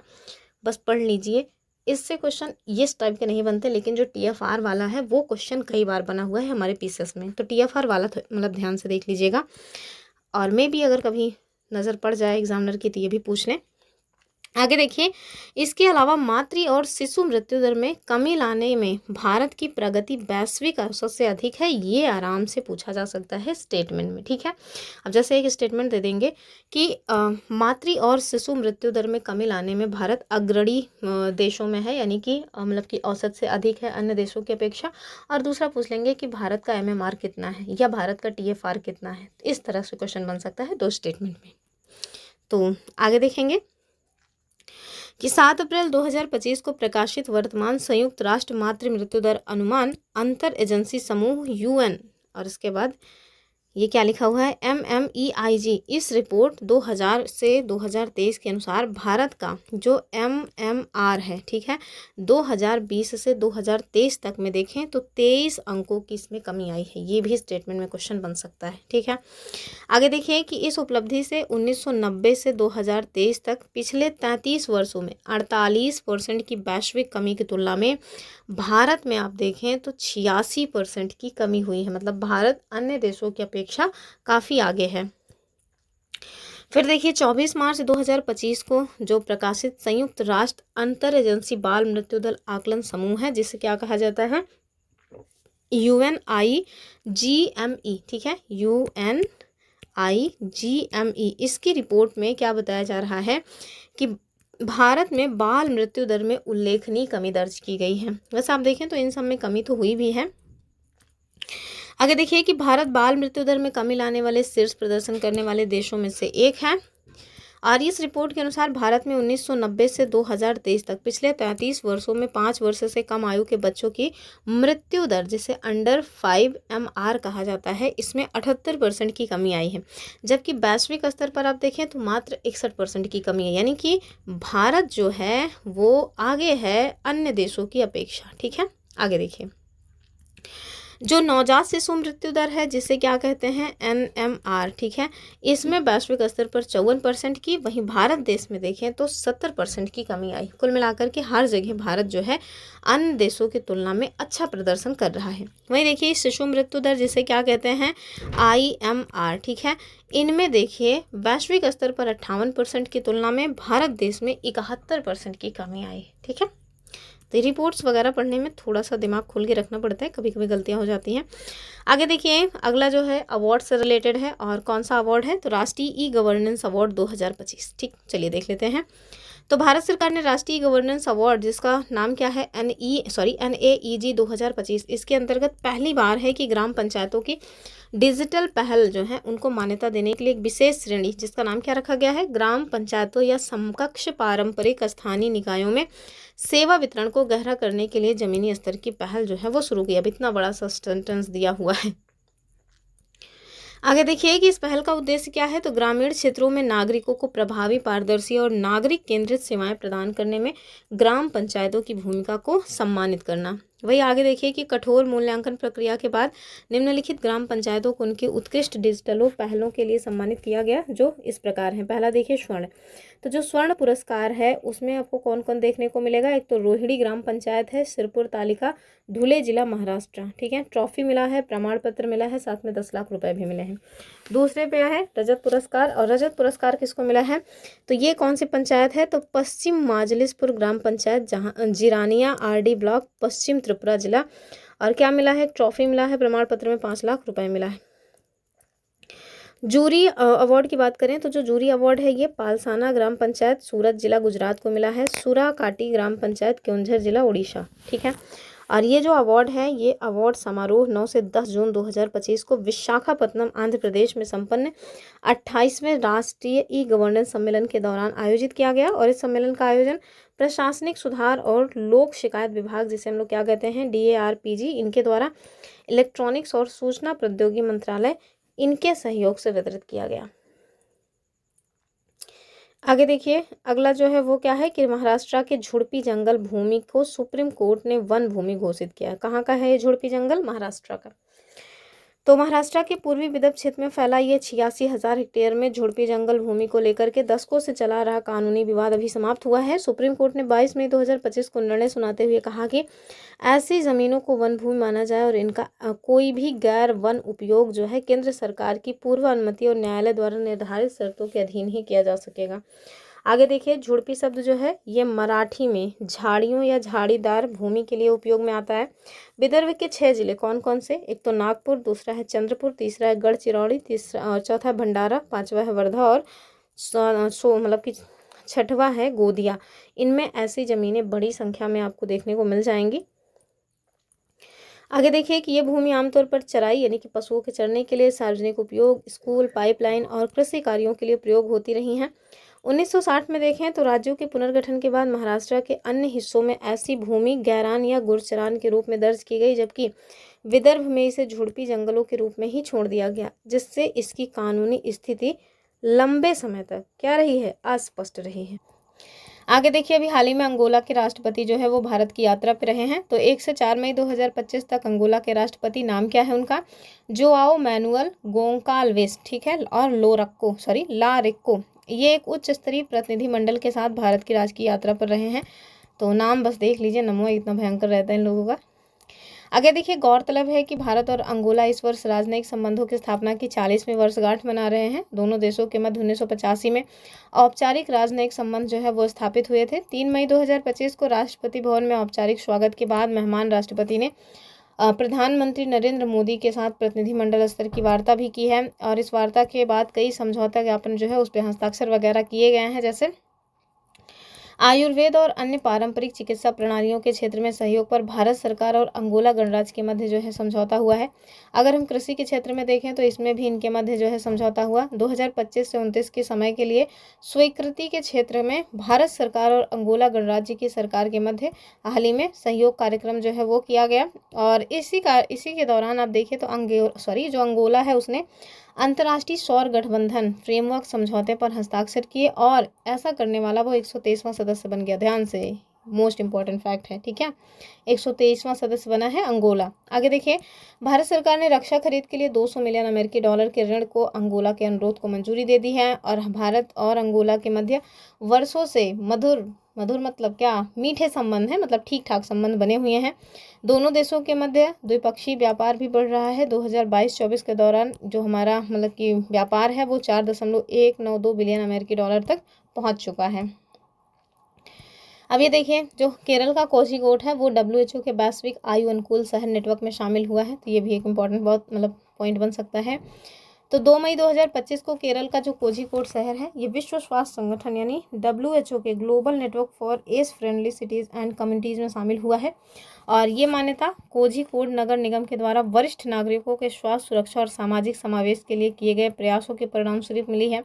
कोच्चि के बाद इस नेटवर्क में शामिल होने वाला ये दूसरा भारतीय शहर है। WHO के ग्लोबल नेटवर्क में शामिल होकर कोझिकोड को अन्य आयु अनुकूल शहरों के अनुभवों से सीखने और अपने शहर में उन्हें लागू करने का क्या मिलेगा, अवसर मिलेगा। आगे देखिए, ये मान्यता शहर की प्रतिबद्धता को दर्शाता है कि वह सभी उम्र के लोगों के लिए एक समावेशी और सम्मानजनक वातावरण प्रदान करना चाहता है। और आगे देखिए कि इसके पहले कोझिकोड के यूनेस्को के द्वारा साहित्य के शहर के रूप में भी मान्यता मिली है, और ये क्वेश्चन BPSC ने पूछा भी था, इस वाले में नहीं, इसके पहले जो BPSC हुआ था उसमें जिसमें बहुत हंगामा हुआ था कि पेपर लीक वगैरह है उसमें। आगे देखिए, जो इसकी सांस्कृतिक विरासत और सामाजिक प्रतिबद्धता को भी दर्शाता है। और WHO के द्वारा वर्ष 2010 में GNAFCC की स्थापना उन शहरों और समुदायों को जोड़ने के लिए की गई है जो अपने पर्यावरण को अनुकूल बनाने के लिए भी प्रतिबद्ध हैं, और इस नेटवर्क में आप देखिए तो 50 से अधिक देशों के सैकड़ों जो शहर हैं वो शामिल हैं। आगे देखते हैं, और आगे जो है वो है भैया अंकुर पहल, किसके द्वारा स्टार्ट की गई है, तो उड़ीसा शहर मतलब कि उड़ीसा के द्वारा स्टार्ट की गई है शहरी विकास के लिए एक पहल जिसका नाम है अंकुर। ठीक है, चलिए देखते हैं। तो उड़ीसा सरकार ने शहरी नवाचार और विकास को गति देने के उद्देश्य से एक दूरदर्शी पहल को जो है स्टार्ट किया है। नाम क्या रखा है, अंकुर। फुल फॉर्म देखिए, Atal network for knowledge urbanization and reforms. चलिए आगे देखते हैं।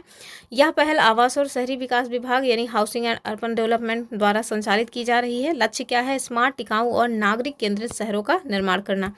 वहीं आप देखें तो 28 मई 2025 को आयोजित कार्यक्रम में अंकुर की शुरुआत के साथ 6 प्रमुख संगठनों के साथ समझौता ज्ञापन पर हस्ताक्षर किए गए हैं, और वे संगठन शहरी विकास की पारिस्थितिकी में अपनी अहम भूमिका भी निभाते हैं। उड़ीसा की शहरी जनसंख्या 2036 तक 3 गुना बढ़ने की संभावना है। ऐसे में अंकुर को एक परिवर्तनकारी मंच के रूप में डिजाइन किया गया ताकि इन जनसांख्यिकीय बदलावों से निपटा जा सके। और ये पहल 4 प्रमुख क्षेत्रों, एक तो क्षमता निर्माण, दूसरा है ज्ञान और अनुसंधान कार्यान्वयन, तीसरा है समर्थन और चौथा है नवाचार, इन पर केंद्रित है। और उड़ीसा के मुख्यमंत्री ने विकसित उड़ीसा के तहत 2036 तक शहरीकरण दर को 17% से बढ़ाकर कितना किया है, 40%, और 2047 तक इसको 60% तक करने का इन्होंने लक्ष्य भी रखा है। अंकुर योजना का उद्देश्य देखिए तो उड़ीसा को 2036 तक $5000 बिलियन और 2047 तक $1.5 ट्रिलियन की अर्थव्यवस्था बनाना है। और अपना यूपी 1 ट्रिलियन जो इकॉनमी बनने के लिए है वो भी कितना अपना लक्ष्य रख लिया है, तभी उन्होंने अपना लक्ष्य बढ़ा करके 2029 कर लिया है। पहले इन्होंने 2027 रखा था, अभी इन्होंने ये लक्ष्य 2029 कर लिया है। किसकी बात हो रही है, अपने यूपी की। चलिए आगे देखते हैं। चेन्नई में भारत के पहले कृषि ड्रोन स्वदेशीकरण केंद्र का उद्घाटन किया। तो ड्रोन नाम आता है तो बस चोरी ही याद आती है। तो चलिए देखते हैं क्या कुछ बातचीत है कि केंद्रीय ग्रामीण विकास राज्य मंत्री, नाम याद रखिए कमलेश पासवान, इन्होंने 14 जून 2025 को चेन्नई में भारत के पहले गरुड़ एरोस्पेस की कृषि ड्रोन स्वदेशीकरण सुविधा, जिसे एग्री ड्रोन इंडिजेनिज रहने देते हैं, इतना भी अंग्रेजी थोड़ा कम ही आती है ना। एक लास्ट प्रयास करते हैं, अगर सही रहा तो सही रहा, वरना आप लोग अपना मैनेज कर लेना। इंडिजिनाइजेशन, ठीक है, मे भी सही हो, मैं तो सोच रही हूँ सही हो। आगे देखिए फैसिलिटी, ठीक है, तो एग्री ड्रोन इंडिजिनाइजेशन फैसिलिटी, ये इसका फुल फॉर्म है अंग्रेजी में। इसका उद्घाटन किया गया। उद्घाटन के साथ ही मंत्री ने 300 उत्कृष्टता केंद्र सेंटर ऑफ एक्सीलेंस का भी अनावरण किया। शैक्षणिक संस्थानों और उद्योग भागीदारों के सहयोग से ड्रोन नवाचार और प्रशिक्षण को भी बढ़ावा देना इनका काम है, मतलब इनका उद्देश्य है। वही हम आगे देखें तो इस अवसर पर DGCA इनके द्वारा अनुमोदित ट्रेन द ट्रेनर यानी TTT इस कार्यक्रम को हरी झंडी जो है वो दिखाई गई। इसका उद्देश्य क्या है, तो प्रशिक्षकों को ड्रोन शिक्षा में कुशल बनाना, ग्रामीण क्षेत्रों में आत्मनिर्भरता और कौशल डेवलपमेंट को बढ़ावा देना, ठीक है। और ये पहल जो है वो प्रधानमंत्री नरेंद्र मोदी के 2030 तक भारत को वैश्विक ड्रोन हब में बदलने के विजन को पूरा करने की दिशा में एक महत्वपूर्ण कदम के रूप में देखा जा रहा है। वहीं हम देखें तो चेन्नई में स्थित एग्री ड्रोन स्वदेशीकरण सुविधा का आकार 35,000 वर्ग फुट है। इसका उत्पादन लक्ष्य 2026 तक 1 लाख ड्रोन है, और इसमें जो है जब तक 4,000 मतलब कि ड्रोन वितरित भी किए जा चुके हैं अभी तक। तो ये दरअसल इन्होंने जब लिखा है ये होना चाहिए था अब, ठीक है, कि जिनमें अब तक 4,000 ड्रोन वितरित किए जा चुके हैं, ठीक है। तो लिखा है तो इसका मतलब ये नहीं है कि सही ही हो। आगे देखिए कि शुरू किया गया ट्रेन द ट्रेनर यानी कि TTT कार्यक्रम एक प्रमाणित कौशल विकास कार्यक्रम है जो प्रशिक्षकों को ड्रोन प्रशिक्षण में विशेषज्ञ बनाने के लिए स्टार्ट किया गया, और इससे ग्रामीण रोजगार और महिला सशक्तिकरण यानी ड्रोन जो दीदी है उनको बढ़ावा भी मिल रहा है। हम लोगों के यहाँ तो कोई ड्रोन दीदी नहीं है, पता नहीं कहाँ पे ड्रोन दीदी बनी हुई हैं लोग। चलिए आगे देखते हैं। कह रहे हैं कि ये पहल आत्मनिर्भर भारत, डिजिटल इंडिया और स्किल इंडिया जैसे अभियानों को सशक्त बनाते हुए युवाओं, स्टार्टअप और कृषि क्षेत्र में व्यापक बदलाव लाने का जो मार्ग है वो प्रशस्त कर रहा है, अर्थात मार्ग खोल रहा है। आगे देखिए अगली जो खबर है वो क्या है कि राजस्थान में स्थित खीचन और मेड़ार रामसर आर्द्र भूमि में घोषित हुए हैं। तो भारत के पर्यावरण संरक्षण प्रयासों के एक इम्पॉर्टेंट बढ़ावा देते हुए राजस्थान के 2 आर्द्र भूमि जिनका नाम क्या है फालूदी खीचन और दूसरा है मेड़ार उदयपुर, हाल ही में इसको अंतर्राष्ट्रीय महत्व की रामसर साइट की सूची में शामिल किया गया है। और ये घोषणा के साथ भारत की कुल रामसर साइट जो है इनकी संख्या जून 2025 तक बढ़ के क्या हो गई है 91 हो गई हैं। और ये घोषणा विश्व पर्यावरण दिवस जो कि 5 जून को मनाया जाता है इसकी 2025 की पूर्व संध्या 4 जून 2025 को की गई, जो कि भारत की महत्वपूर्ण पारिस्थितिकी तंत्रों की रक्षा की प्रतिबद्धता को भी दर्शाता है और वैश्विक सतत विकास लक्ष्यों के अनुरूप भी है। नवीनतम घोषित 2 आर्द्र भूमियों में खीचन यानी कि जो फालूदी राजस्थान में है हजारों प्रवासी डेमोइसेल क्रेनों को आकर्षित करने के लिए प्रसिद्ध है तथा सेंट्रल एशियन फ्लाईवे पर प्रवासी पक्षियों का एक प्रमुख पड़ाव भी है। साथ ही ये बर्ड वॉचिंग पर्यटन का केंद्र है जिससे स्थानीय अर्थव्यवस्था को क्या होता है लाभ मिलता है।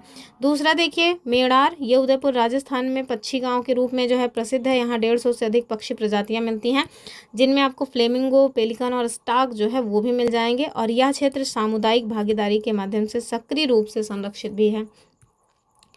आगे देखिए कि दिल्ली में भारत का पहला इलेक्ट्रॉनिक कचरा इको पार्क। तो इन्हीं सब के साथ आप लोगों को एक बात तो हम बोलना भूल ही गए, आप सभी को नवरात्रि की बहुत सारी शुभकामनाएं। अभी जो कि नौ दुर्गा मनाया जाना स्टार्ट हो रहा है तो गाना वाना बज रहा था, तभी मुझे अचानक से याद आया कि मैंने तो बोला ही नहीं आप लोगों को कि नवरात्रि की आप सभी को बहुत सारी शुभकामनाएं। माता रानी का आशीर्वाद आप सब पे बना रहे, अब भगवान जाने कितना बना रहेगा। खैर चलिए देखते हैं कि दिल्ली में भारत का पहला इलेक्ट्रॉनिक कचरा इको पार्क जो है इसके बारे में।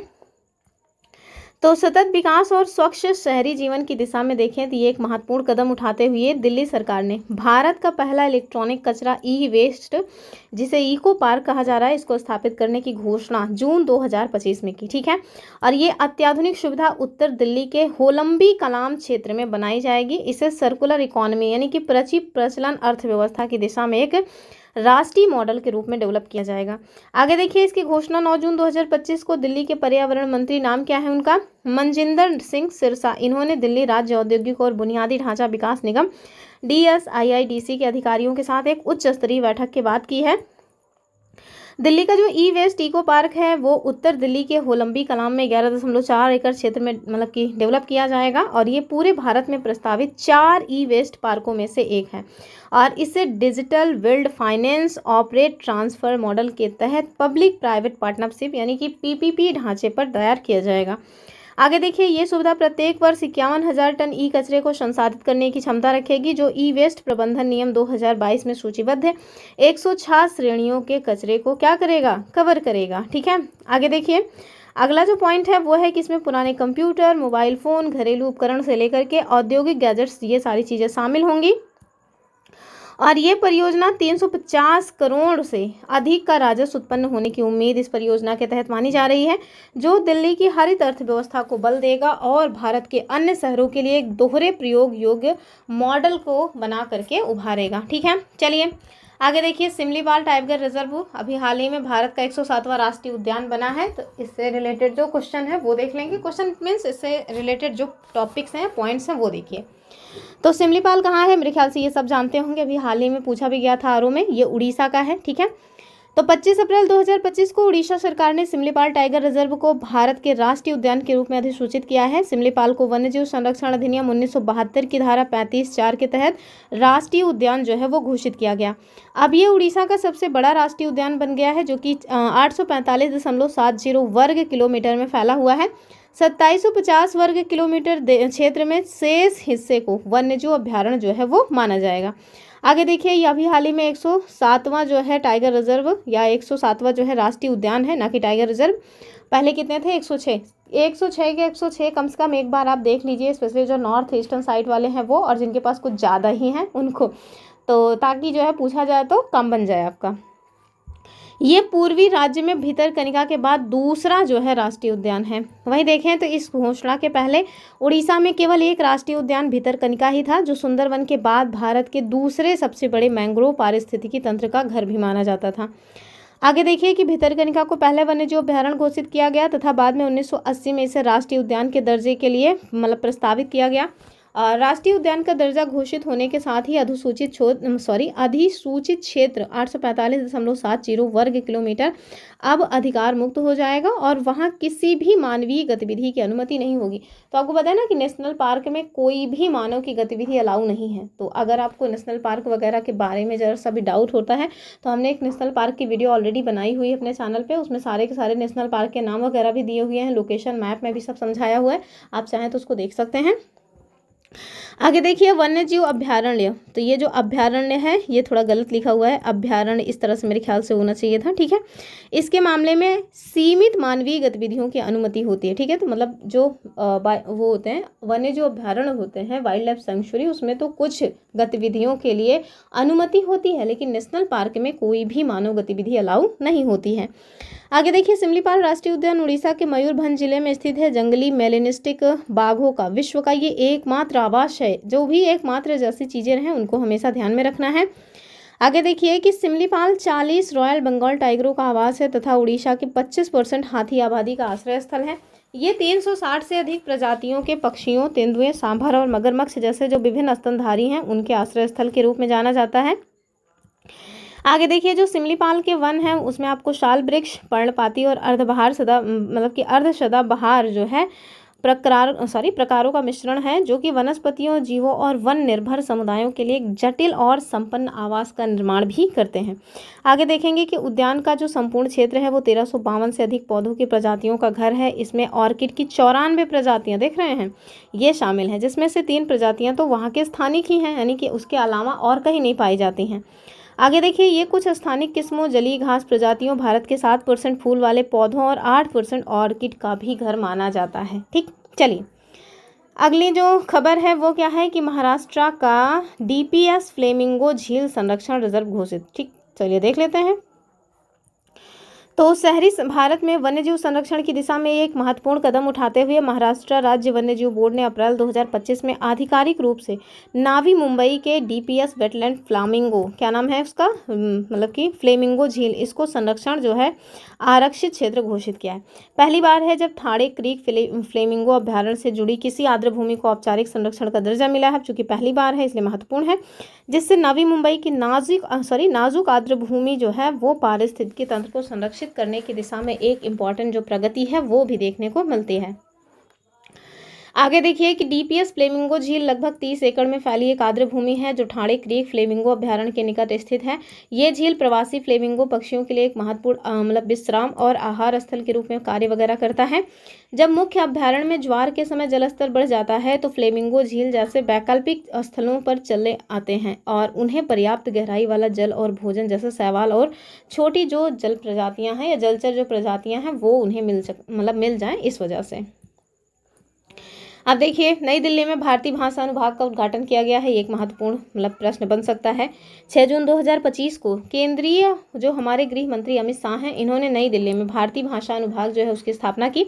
और ये पहल का उद्देश्य क्या है? प्रशासनिक कार्यों में अंग्रेजी जैसे विदेशी भाषाओं के प्रभुत्व को कम करना और निर्णय निर्धारण का आधिकारिक संवाद में भारतीय भाषाओं को बढ़ावा देना। और ये कदम भारत की भाषाई विविधता के माध्यम से एकता को मजबूत करने की दिशा में एक महत्वपूर्ण पहल भी है। भारतीय भाषा अनुभाग का उद्देश्य और लक्ष्य देखेंगे तो प्रशासन को विदेशी भाषाओं विशेषकर अंग्रेजी के प्रभाव से मुक्त कराना, सोचना, विश्लेषण करना और निर्णय लेने की प्रक्रिया को भारतीय भाषाओं में लाना। बस ये सब बोल बच्चन वाली बातें हैं। हिंदी की स्थिति क्या है ये हम सब जानते हैं। हम लोग जो एग्ज़ाम्स देते हैं उसमें भी प्रेफरेंस अंग्रेजी को दी जाती है। कितना साफ साफ शब्दों में लिखा रहता है कि अगर किसी क्वेश्चन में कुछ गलतियां आपको लग रही हैं और अंग्रेजी वर्जन उसका वो सही है तो अंग्रेजी वर्जन मान्य होगा। हिंदी का कोई मतलब महत्व ही नहीं है। मतलब कहने के लिए सब बोल बच्चन वाली बातें हैं कि जो मतलब लोकल लैंग्वेजेस है उसको प्रमोट करो, हिंदी को प्रमोट करो, कुछ नहीं। चलो आगे देखते हैं। तो भारतीय भाषा और हिंदी के मध्य दोनों दिशाओं में सार्वभौमिक अनुवाद प्रणाली को सशक्त बनाना, क्षेत्रीय भाषाओं को सशक्त कर समावेशी शासन प्रणाली सुनिश्चित करना। 2024-25 के केंद्रीय बजट में इस पहल के लिए देखिए कुछ पैसा वैसा भी दे दिया गया है। 56 करोड़ रुपए का जो है वो प्रावधान किया गया है। आधिकारिक भाषा नियम 1976 के अनुसार क्षेत्र गा यानी रीजन गा और रीजन सी जिसको कहा जाता है, इनके राज्य कौन कौन है? तमिलनाडु, केरल, कर्नाटक। इनके साथ संवाद मुख्यतः अंग्रेजी में होता भी रहेगा क्योंकि वो लोग अपनी लोकल लैंग्वेज को बहुत सपोर्ट करते हैं। मतलब लेकिन यही एक गलत है कि वो मतलब अपनी क्षेत्रीय भाषा के ही पीछे पड़े हुए हैं। मतलब हिंदी भी हमारे यहाँ की भाषा है, अगर चाहें तो राष्ट्र की एक भाषा जो है घोषित कर सकते हैं हिंदी, लेकिन नहीं, सब अपने अपने में ही पड़े हुए हैं। आगे देखें कि कई दशकों से ये शिकायत रही है कि क्षेत्रीय भाषाओं को राष्ट्रीय स्तर पर उचित स्थान नहीं मिलता है। बीबीए अनुभाग इस अंतर को पाटने और केंद्र व राज्य के मध्य संवाद को भारतीय भाषाओं में सुनिश्चित करने के लिए शुरू किया गया है। और ये पहल राष्ट्रीय शिक्षा नीति नेशनल एजुकेशन पॉलिसी 2020 के उस सिद्धांत से जुड़ा है जो मातृभाषा आधारित शिक्षा और प्रशासन पर फोर्स करता है, यानी बल देता है। ठीक है, ये आपको कुछ सारणी वगैरह दी गई है। चलिए देख लेते हैं क्या कुछ है इसमें। कुछ समूह दिए हैं, कितने समुदाय हैं, जनसंख्या की भागीदारी और आरक्षण आवंटन। ये किससे रिलेटेड है? तमिलनाडु नहीं, ये नहीं होगा। तो बस ये मेरे ख्याल से इससे रिलेटेड है। ठीक है, तो भाषा से ये रिलेटेड नहीं है। ठीक है, दूसरी जो खबर है उसको देखते हैं। तो अगला जो खबर आ रहा है, यानी अगली जो खबर आ रही है, ठीक है, होता क्या है, हम लोग बोलने में ना बहुत गलतियां करते हैं। अब जैसे बार बार हमारे मुंह से इस तरह की चीज़ें निकलती हैं, अगला जो खबर आ रहा है, जबकि ऐसा नहीं होना चाहिए। बोलना क्या चाहिए? अगली जो खबर आ रही है। क्योंकि हिंदी में क्या होता है ना, आप जैसे बोलते हैं वैसे ही आपको लिखना रहता है। अगर आपको बोलने का तरीका ढंग से नहीं पता, ग्रामर कैसी है आपके बोलने में, वो आपके ना लिखने को बहुत प्रभावित करती है। तो जो हमारे सीसैट वगैरह में वर्तनी शुद्धिकरण और वाक्य शुद्धिकरण वाला सेंटेंस आता है, उसमें फिर हम लोग फंस जाते हैं। क्यों? क्योंकि बोले तो यही है कि हमको हिंदी नहीं आता है, जबकि होना क्या चाहिए कि हमको हिंदी नहीं आती है। तो फिर थोड़ा ध्यान से, हाँ, जैसे हम इसी वजह से रिपीट कर देते हैं। जैसे फ्लो में बोल तो दिए, लेकिन आपके पास मिस इन्फॉर्मेशन ना पहुंचे, इस वजह से उसको रिपीट करके सही में बोल देते हैं कि नहीं, सच ये होना चाहिए। मतलब लैंग्वेज हमेशा परफेक्ट रखो। अब यही हिंदी अकेले तो आती भी है, उसको भी ढंग से नहीं आ रहा है तो फिर गलत है। ठीक है, चलिए आगे देखते हैं। तो तमिलनाडु का जो धनुषकोडी है फ्लेमिंगो अभ्यारण्य घोषित किया गया है। तो चलिए देख लेते हैं। विश्व पर्यटन दिवस का 5 जून 2025 के अवसर पर तमिलनाडु सरकार ने धनुषकोडी यानी रामनाथपुरम जिला को मतलब ग्रेटर फ्लेमिंगो अभयारण्य जो है वो घोषित किया है। और यह अभयारण्य 524.7 हेक्टेयर क्षेत्र में फैला है और gulf of Mannar biosphere reserve का हिस्सा भी है। ये कदम दक्षिण भारत में आर्द्रभूमि संरक्षण और जैव विविधता की रक्षा की दिशा में एक इम्पॉर्टेंट उपलब्धि भी मानी जा रही है। और ये घोषणा विश्व पर्यावरण दिवस के अवसर पर की गई और 4 जून को इससे संबंधित जो सरकारी आदेश है वो तमिलनाडु सरकार के द्वारा जारी किया गया। ये अभ्यारण्य सेंट्रल एशियन फ्लाईवे पर स्थित है और 10,700 से अधिक पक्षियों का ये आश्रय भी देता है। इसे फ्लेमिंगो अभ्यारण्य घोषित किए जाने के उद्देश्य क्या है कि जो प्रवासी आर्द्रभूमि पक्षियां हैं, विशेषकर ग्रेटर फ्लेमिंगो का संरक्षण, ठीक है, प्रवासी प्रजातियों पर कन्वेंशन और अंतर्राष्ट्रीय समझौतों के प्रति भारत की प्रतिबद्धता को व्यक्त करना। आगे देखिए कि धनुषकोडी के पारिस्थितिक तंत्र में मैंग्रोव वन, जिसका नाम क्या है, अविशेनिया, और साथ में राइजोफोरा, रेतीले टीले, कीचड़ भरे तट, दलदल आदि जो है आपको बहुत ज़्यादा मात्रा में मिलेंगे। यहीं देखिए तो यहाँ पर 2023-24 जो आर्द्रभूमि पक्षी सर्वेक्षण है उसके अनुसार 10,700 से भी ज़्यादा पक्षियों की जो प्रजातियाँ हैं वो दर्ज की, नहीं इतनी पक्षियाँ जो हैं दर्ज की गई हैं, इतनी प्रजातियाँ कहाँ से आएंगी। और इसमें 128 प्रजातियाँ शामिल हैं, ठीक है, 128 प्रजातियों की 10,700 जो पक्षियाँ हैं वो यहाँ पे रिकॉर्ड की गई हैं। कुछ प्रमुख जो प्रजातियाँ हैं उसमें आपको दिया गया है ग्रेटर लेसर फ्लेमिंगो और बगुला सैंड पाइटर एग्रेट, ठीक है। हम लोगों के यहाँ जो बगुला पाया जाता है मे बी इससे थोड़ा अलग होना चाहिए। आगे देखिए, अगली जो मतलब की खबर है वो है तेलंगाना में अनुसूचित जाति उपवर्गीकरण लागू करने वाला ये पहला राज्य बन जा रहा है तेलंगाना, ठीक है। तो तेलंगाना अनुसूचित जाति उपवर्गीकरण लागू करने वाला पहला राज्य बन गया है। चलिए देखते हैं क्या बातचीत है इसमें।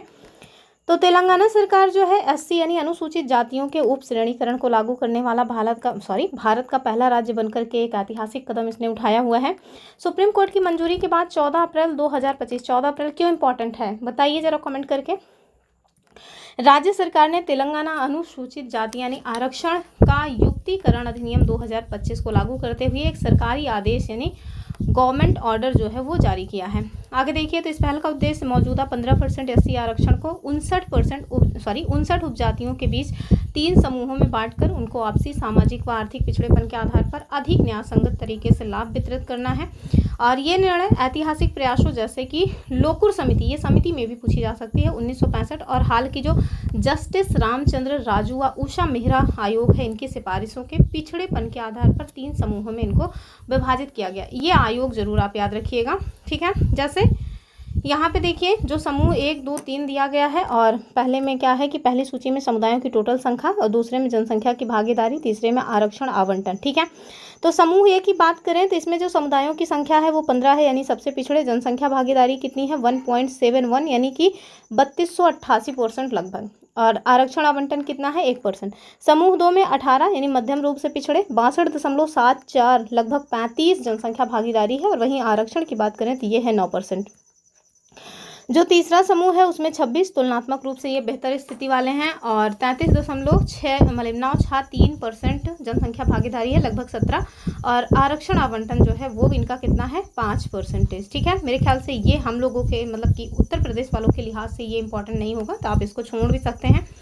आगे देखिए कि उप श्रेणीकरण के वर्गीकरण के आधार पर जनसंख्या का आकार, साक्षरता दर, बेरोजगारी, शिक्षा की उपलब्धता, वित्तीय सहायता, राजनीतिक भागीदारी जो लक्षित सकारात्मक कार्रवाई की दिशा में एक ठोस कदम को दर्शा रहा है। चलिए आगे देखिए, आगे आपसे बता रहे हैं कि तेलंगाना में अनुसूचित जाति जिसे हम लोग SC कहते हैं, शेड्यूल कास्ट, ये जो है उप श्रेणीकरण के मुख्य बिंदु यानी मतलब क्या कर रहे हैं वो देखिए। पहला मुख्य बिंदु है तेलंगाना विधानसभा ने यह अधिनियम 18 मार्च 2025 को पारित किया, और दूसरा राज्यपाल की स्वीकृति 8 अप्रैल 2025 को प्राप्त हुई।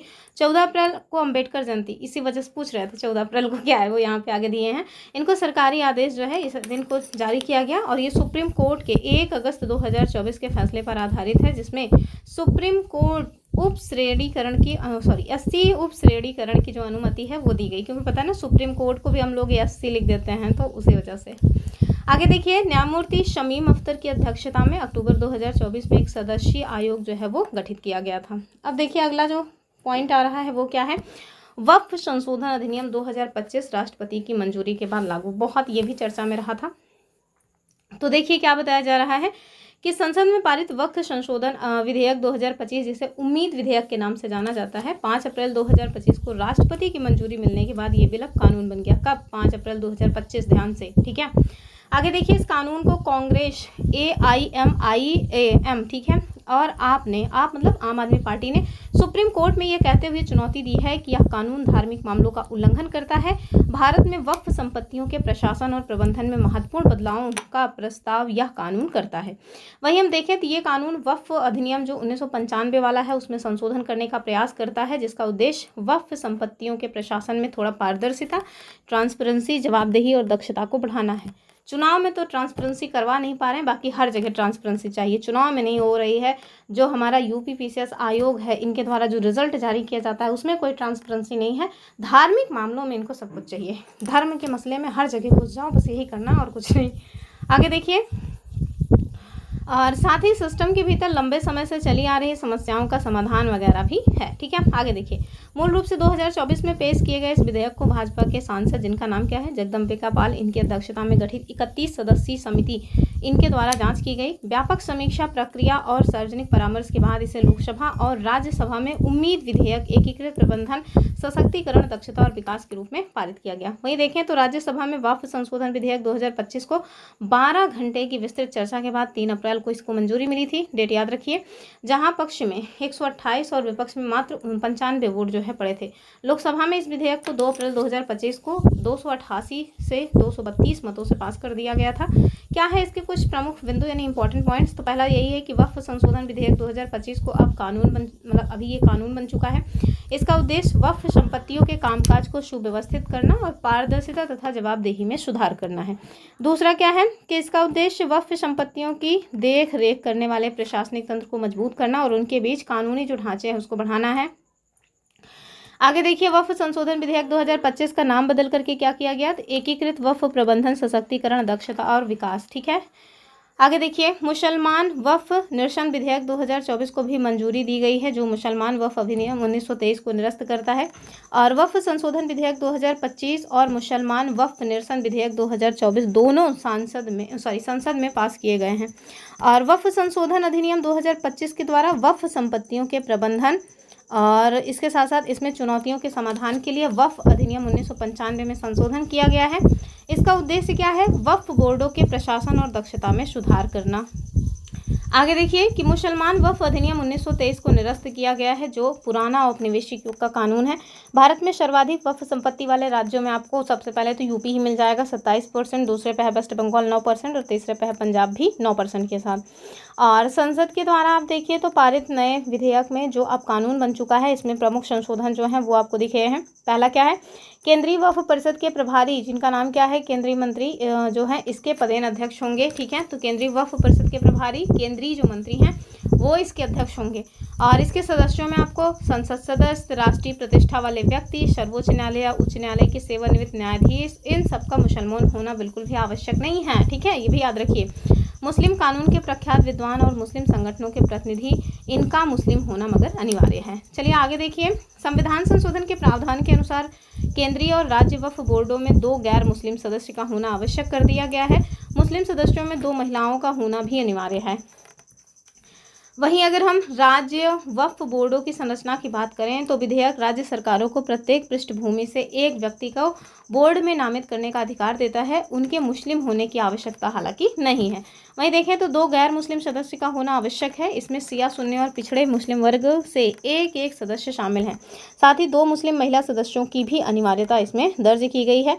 न्यायाधिकरणों की संरचना की बात करें तो नए बिल में मुस्लिम कानून के विशेषज्ञ को हटा दिया गया है। जिला जिला न्यायालय के न्यायाधीश को अध्यक्ष भी इसमें बनाया गया है। और राज्य सरकार संयुक्त सचिव स्तर का वर्तमान या पूर्व अधिकारी न्यायाधिकरण ट्रिब्यूनल के आदेश के विरुद्ध अपील, पूर्ववर्ती अधिनियम में कोई अपील की अनुमति भी नहीं है, पहले नहीं थी। अभी जो नया विधेयक आया है इसमें न्यायाधिकरण के निर्णयों के विरुद्ध आप 90 दिनों के भीतर क्या कर सकते हैं? उच्च न्यायालय में अपील जो है कर सकते हैं। इस बात की अनुमति नए वाले में मिल गई है, ठीक है, पहले ये नहीं थी। आगे देखिए कि वक्फ संपत्तियों के सर्वेक्षण और निर्धारण की देखरेख के लिए सर्वेक्षण आयुक्त के स्थान पर जिला कलेक्टर या वरिष्ठ अधिकारियों को नियुक्त करने का भी प्रावधान किया गया है। और वक्फ के रूप में पहचानी गई कोई भी सरकारी संपत्ति वक्फ नहीं रहेगी। स्वामित्व विवादों का समाधान कलेक्टर के द्वारा किया जाएगा। कलेक्टर द्वारा राजस्व अभिलेख अद्यतन किए जाएंगे। आगे देखिए, 1 लाख रुपए से अधिक आय वाली जो वक्फ संस्थाएं हैं इनको राज्य प्रायोजित लेखा परीक्षकों द्वारा ऑडिट किया जाएगा। केंद्र सरकार को कैग यानी नियंत्रक महालेखा परीक्षक या किसी अन्य नामित अधिकारी से ऑडिट करने का अधिकार होगा। इतना सब हारा कि बहुत ज़्यादा पोथी पत्र पढ़ने की आवश्यकता है नहीं हम लोगों के एग्जाम के पॉइंट ऑफ व्यू से। स्टार्टिंग वाले पॉइंट से इंपॉर्टेंट है। आगे देखिए, बेहतर कार्यकुशलता और पारदर्शिता के लिए केंद्रीकृत पोर्टल के माध्यम से स्वचालित वक्फ संपत्ति प्रबंधन। और लास्ट क्या है कि नए कानूनी प्रावधान के अनुसार धार्मिक आस्था रखने वाले मुसलमान कम से कम 5 वर्ष तक इस्लाम धर्म का अमल करने के बाद ही अपनी संपत्ति वक्फ को समर्पित कर सकते हैं। ये इंपॉर्टेंट बन सकता है। ठीक है, चलिए, इससे जो है हो सकता है कि जो वक्फ में दे दिया गया, इससे जो मतलब भ्रष्टाचार वगैरह होता था उससे थोड़ा राहत में भी मिल सकती है। बाकी तो भ्रष्टाचार कभी खत्म होने वाला है नहीं। आगे देखिए कि महिलाओं को वक्फ घोषणा से पहले उत्तराधिकार प्राप्त करना होगा। विधवाओं, तलाकशुदा महिलाओं और अनाथों के लिए ये विशेष प्रावधान किया गया है। अब देखिए, जैसे यहाँ अनार्थों लिखा गया, जबकि ये है क्या, अनाथ। ठीक है, अनाथ। आगे देखिए, मुकदमेबाजी को कम करने और पारदर्शिता सुनिश्चित कराने के लिए या करने के लिए वक्फ संपत्तियों की एकीकृत डिजिटल सूची तैयार की जाएगी। वर्तमान वक्फ संशोधन अधिनियम 2025 सुप्रीम कोर्ट में क्या है भैया, लंबित है। चलिए आगे देखिए, अगला क्या है कि वैश्विक नेटवर्क तत्परता सूचकांक 2025। इसमें भारत की जो रैंक है वो आप देखिए कहाँ है, 36वें पे। तो अग्रणी प्रौद्योगिकियों, आप जैसा प्रौद्योगिकियों, ये भी गलत लिखा है, इसको अपनाने में भारत के प्रदर्शन में उल्लेखनीय सुधार हुआ है। अप्रैल 2025 में जो अंकडाट के द्वारा जारी की जाती है रिपोर्ट अग्रणी प्रौद्योगिकियों के लिए वैश्विक नेटवर्क तत्परता सूचकांक किसके द्वारा जारी किया जाता है, अंकडाट के द्वारा। इंपॉर्टेंट तो यही है। इसमें उसके 36वें स्थान पे पहुंचने से ये बात पता चलती है कि भारत में सुधार हुआ है कुल मिलाकर के। आगे देखिए, भारत ने अग्रणी प्रौद्योगिकियों में सुधार, ये वाला सही लिखा है, को अपनाने और एकीकृत करने की अपनी क्षमता में उल्लेखनीय प्रगति की है, जिससे उसकी रैंकिंग में उल्लेखनीय सुधार भी हुआ है। अंकडाट की 2025 प्रौद्योगिकी और नवाचार रिपोर्ट के अनुसार भारत 170 देशों में, ध्यान रखिएगा, 36वें स्थान पे है। 2022 में ये 48वें स्थान पे था और इससे काफ़ी सुधार इसमें दर्ज किया गया है। और ये प्रगति देखिए तो कई कारकों का परिणाम है, जिसमें शामिल है आईसीटी, परिनियोजन, अनुसंधान और विकास गतिविधि, औद्योगिक क्षमता और वित्त में सुधार, एआई और नैनो प्रौद्योगिकी पर विशेष जोर दिया जाना आदि। ठीक है, चलिए आगे देखेंगे। इस रिपोर्ट में इस बात पर भी प्रकाश डाला गया है कि भारत विकासशील देशों के समूह का हिस्सा है जो उम्मीदों से बेहतर प्रदर्शन कर रहा है और कृत्रिम बुद्धिमत्ता यानी एआई के क्षेत्र में भी एक प्रमुख खिलाड़ी के रूप में भारत उभरा हुआ है। ये सूचकांक सूचना और संचार प्रौद्योगिकी, आईसीटी की तैनाती, कौशल, अनुसंधान और विकास, औद्योगिक क्षमता और वित्त के पहुंच जैसे कारकों के आधार पर देशों का मूल्यांकन भी करता है। यदि भारत के प्रदर्शन की बात करें तो सूचकांक में आईसीटी तत्परता के मामले में भारत 99वें स्थान पर है, मानव पूंजी में 113वें स्थान पर है, जो कौशल विकास में चुनौतियों को दर्शाने का भी काम कर रहा है। भारत अनुसंधान एवं विकास के असाधारण रूप से अच्छा प्रदर्शन कर रहा है और विश्व स्तर पर इसको 3रा स्थान भी मिला हुआ है। यदि हम देखें तो औद्योगिक क्षमता में भारत 10वें स्थान पर है, जो इसकी विनिर्माण क्षमता को भी दर्शाता है। वित्त तक पहुंच के मामले में भारत 70वें स्थान पे है, जो वित्तीय बुनियादी ढांचे में वृद्धि की संभावना दर्शाता है। भूटान, मोरक्को, मालदोवा और तिमोर लेस्ते के साथ भारत ने मानव पूंजी विकास में प्रगति की है, जिसका मुख्य कारण क्या है, स्कूली शिक्षा के वर्षों में वृद्धि और उच्च कौशल रोजगार। ठीक है, आगे देखिए कि सूचकांक में भारत, चीन, ब्राजील और फिलीपींस जैसे विकासशील देश प्रति व्यक्ति सकल घरेलू उत्पाद कम होने के बावजूद प्रौद्योगिकी तत्परता के मामले में अपेक्षाओं से बेहतर प्रदर्शन कर रहे हैं। एआई से संबंधित वैज्ञानिक ज्ञान में मजबूत योगदान और बढ़ते डेवलपर समुदाय के साथ एआई में भारत की जो प्रमुखता है उसको भी मान्यता प्राप्त है। ठीक है, आगे देखिए कि भारत में लगभग 13 मिलियन डेवलपर्स हैं, जो कि गिटहब डेवलपर्स के मामले में संयुक्त राज्य अमेरिका के बाद विश्व स्तर पर दूसरे स्थान पर हैं। देश जो है वो जनरेटिव एआई परियोजनाओं में भी महत्वपूर्ण योगदान करता है। भारत 2023 में 1.4 बिलियन अमेरिकी डॉलर के साथ एआई में निजी निवेश के मामले में विश्व स्तर पर 10वें स्थान पर है, जो चीन और संयुक्त राज्य अमेरिका से पीछे। आगे देखिए, हालांकि एआई जो है ये कुछ नौकरियों को खत्म कर सकता है, लेकिन इनमें नए उद्योग और रोजगार के अवसर पैदा करने की जो अद्भुत क्षमता भी है। रिपोर्ट में एआई संचालित भविष्य के लिए कार्यबल को अनुकूलित करने के लिए पुनः कौशल और कौशल बढ़ाने की आवश्यकता पर भी जोर दिया गया है। ठीक है, अभी देखिए, हाल ही में न्यूजीलैंड के प्रधानमंत्री भारत की यात्रा पर रहे हैं, तो इसको देख लेते हैं। तो न्यूजीलैंड के प्रधानमंत्री आरटी ऑन क्रिस्टोफर लक्सन, ये जो है जब बने थे ना, तब ये क्वेश्चन हमारे एग्जाम में पूछा गया था। इन्होंने 16 से 20 मार्च 2025 तक एक उच्च स्तरीय शिष्टमंडल के साथ भारत की आधिकारिक यात्रा की है, और ये यात्रा प्रधानमंत्री नरेंद्र मोदी जी के निमंत्रण पर उनके वर्तमान कार्यकाल में भारत की ये उनकी पहली यात्रा थी। नई दिल्ली स्थित हैदराबाद हाउस में 17 मार्च को आयोजित द्विपक्षीय शिखर सम्मेलन में शीर्ष नेताओं ने समग्र द्विपक्षीय संबंधों को मजबूत करने, विशेष रूप से व्यापार, रक्षा, शिक्षा और कृषि क्षेत्र में सहयोग को लेकर के व्यापक वार्ता की है। दोनों नेताओं के मध्य बैठक के बाद दोनों देशों ने 4 घोषणाएं की और संयुक्त वक्तव्य पर सहमति वगैरह भी प्रदान की है। इसमें टोटल 6 समझौते जो है उस पर हस्ताक्षर किए गए हैं। क्या है समझौते, उन्हें देखिए। पहला जो है आर्थिक और व्यापारिक सहयोग, तो इससे रिलेटेड क्या है कि भारत और न्यूजीलैंड के बीच मुक्त व्यापार समझौते यानी FTA पर वार्ता शुरू करने की घोषणा वित्त वर्ष 2023-24 में दोनों देशों के बीच $1.7 अरब का कारोबार हुआ है। अगला पॉइंट देखेंगे कि डिजिटल भुगतान सहयोग पर चर्चा, जिससे व्यापार को नई गति भी मिलेगी। और नेक्स्ट क्या है कि भारत के केंद्रीय अप्रत्यक्ष कर और सीमा शुल्क बोर्ड और न्यूजीलैंड के सीमा शुल्क सेवा के बीच अधिकृत आर्थिक परिचालन पारस्परिक मान्यता समझौते, इस पर भी हस्ताक्षर किए गए हैं, जिसमें व्यापार में थोड़ा आसानी होगी। बागवानी और वानिकी क्षेत्र में नई साझेदारियां स्थापित करने के लिए भारत के कृषि मंत्रालय और न्यूजीलैंड के प्राथमिक उद्योग मंत्रालय के बीच समझौतों और पत्रों का आदान प्रदान हुआ है। पर्यटन और विमानन क्षेत्र में सहयोग, एयर सर्विसेज समझौते को अपडेट किया गया और प्रत्यक्ष उड़ानों के संचालन पर भी योजना बनी है। अगर हम रक्षा और सुरक्षा सहयोग की बात करें तो इसमें क्या कुछ बातचीत है, तो भारत न्यूजीलैंड रक्षा सहयोग समझौता यानी MOU पर हस्ताक्षर हुआ है। सैन्य अभ्यासों में भागीदारी, अधिकारियों के आदान प्रदान और नौसैनिक बंदरगाहों की यात्राओं में भी वृद्धि जो है इससे होगी। न्यूजीलैंड ने भारत की कंबाइंड मेरीटाइम फोर्सेज यानी CMF में भागीदारी का स्वागत किया है। समुद्री सुरक्षा वार्ता को नियमित करने पर सहमति जताई है। और न्यूजीलैंड ने भारत की इंडो पैसिफिक ओशंस इनिशिएटिव, जिसे हम लोग IPOI पहल कहते हैं, इसमें भी शामिल होने की जो इच्छा है वो जताई हुई है। ठीक है। आगे देखिए कि गुजरात में राष्ट्रीय समुद्री परिसर या विरासत परिसर में सहयोग पर चर्चा की गई है। विज्ञान, तकनीकी और आपदा प्रबंधन में क्या कुछ बातें हुई हैं वो देखिए। तो शोध, नवाचार और हरित ऊर्जा क्षेत्र में साझेदारी मजबूत करने पर सहमति जताई गई। न्यूजीलैंड ने आपदा प्रतिरोधी बुनियादी ढांचा गठबंधन यानी CDRI में शामिल होने की घोषणा की है। भूकंप न्यूनीकरण पर समझौते की दिशा में प्रगति हुई है। और भारत के अंतर्राष्ट्रीय सौर गठबंधन, जिसे ISA कहा जाता है, इसमें न्यूजीलैंड की भागीदारी को बढ़ावा मिलना है। शिक्षा, पेशेवर गतिशीलता और सांस्कृतिक आदान प्रदान पे जो समझौते हुए हैं उन्हें देखेंगे। तो भारतीय छात्रों के लिए न्यूजीलैंड में शिक्षा के अवसर का विस्तार किया जाएगा। पेशेवर और कुशल श्रमिकों के लिए नई गतिशीलता व्यवस्थाओं पे भी चर्चा की जाएगी और यह चर्चा हुई है।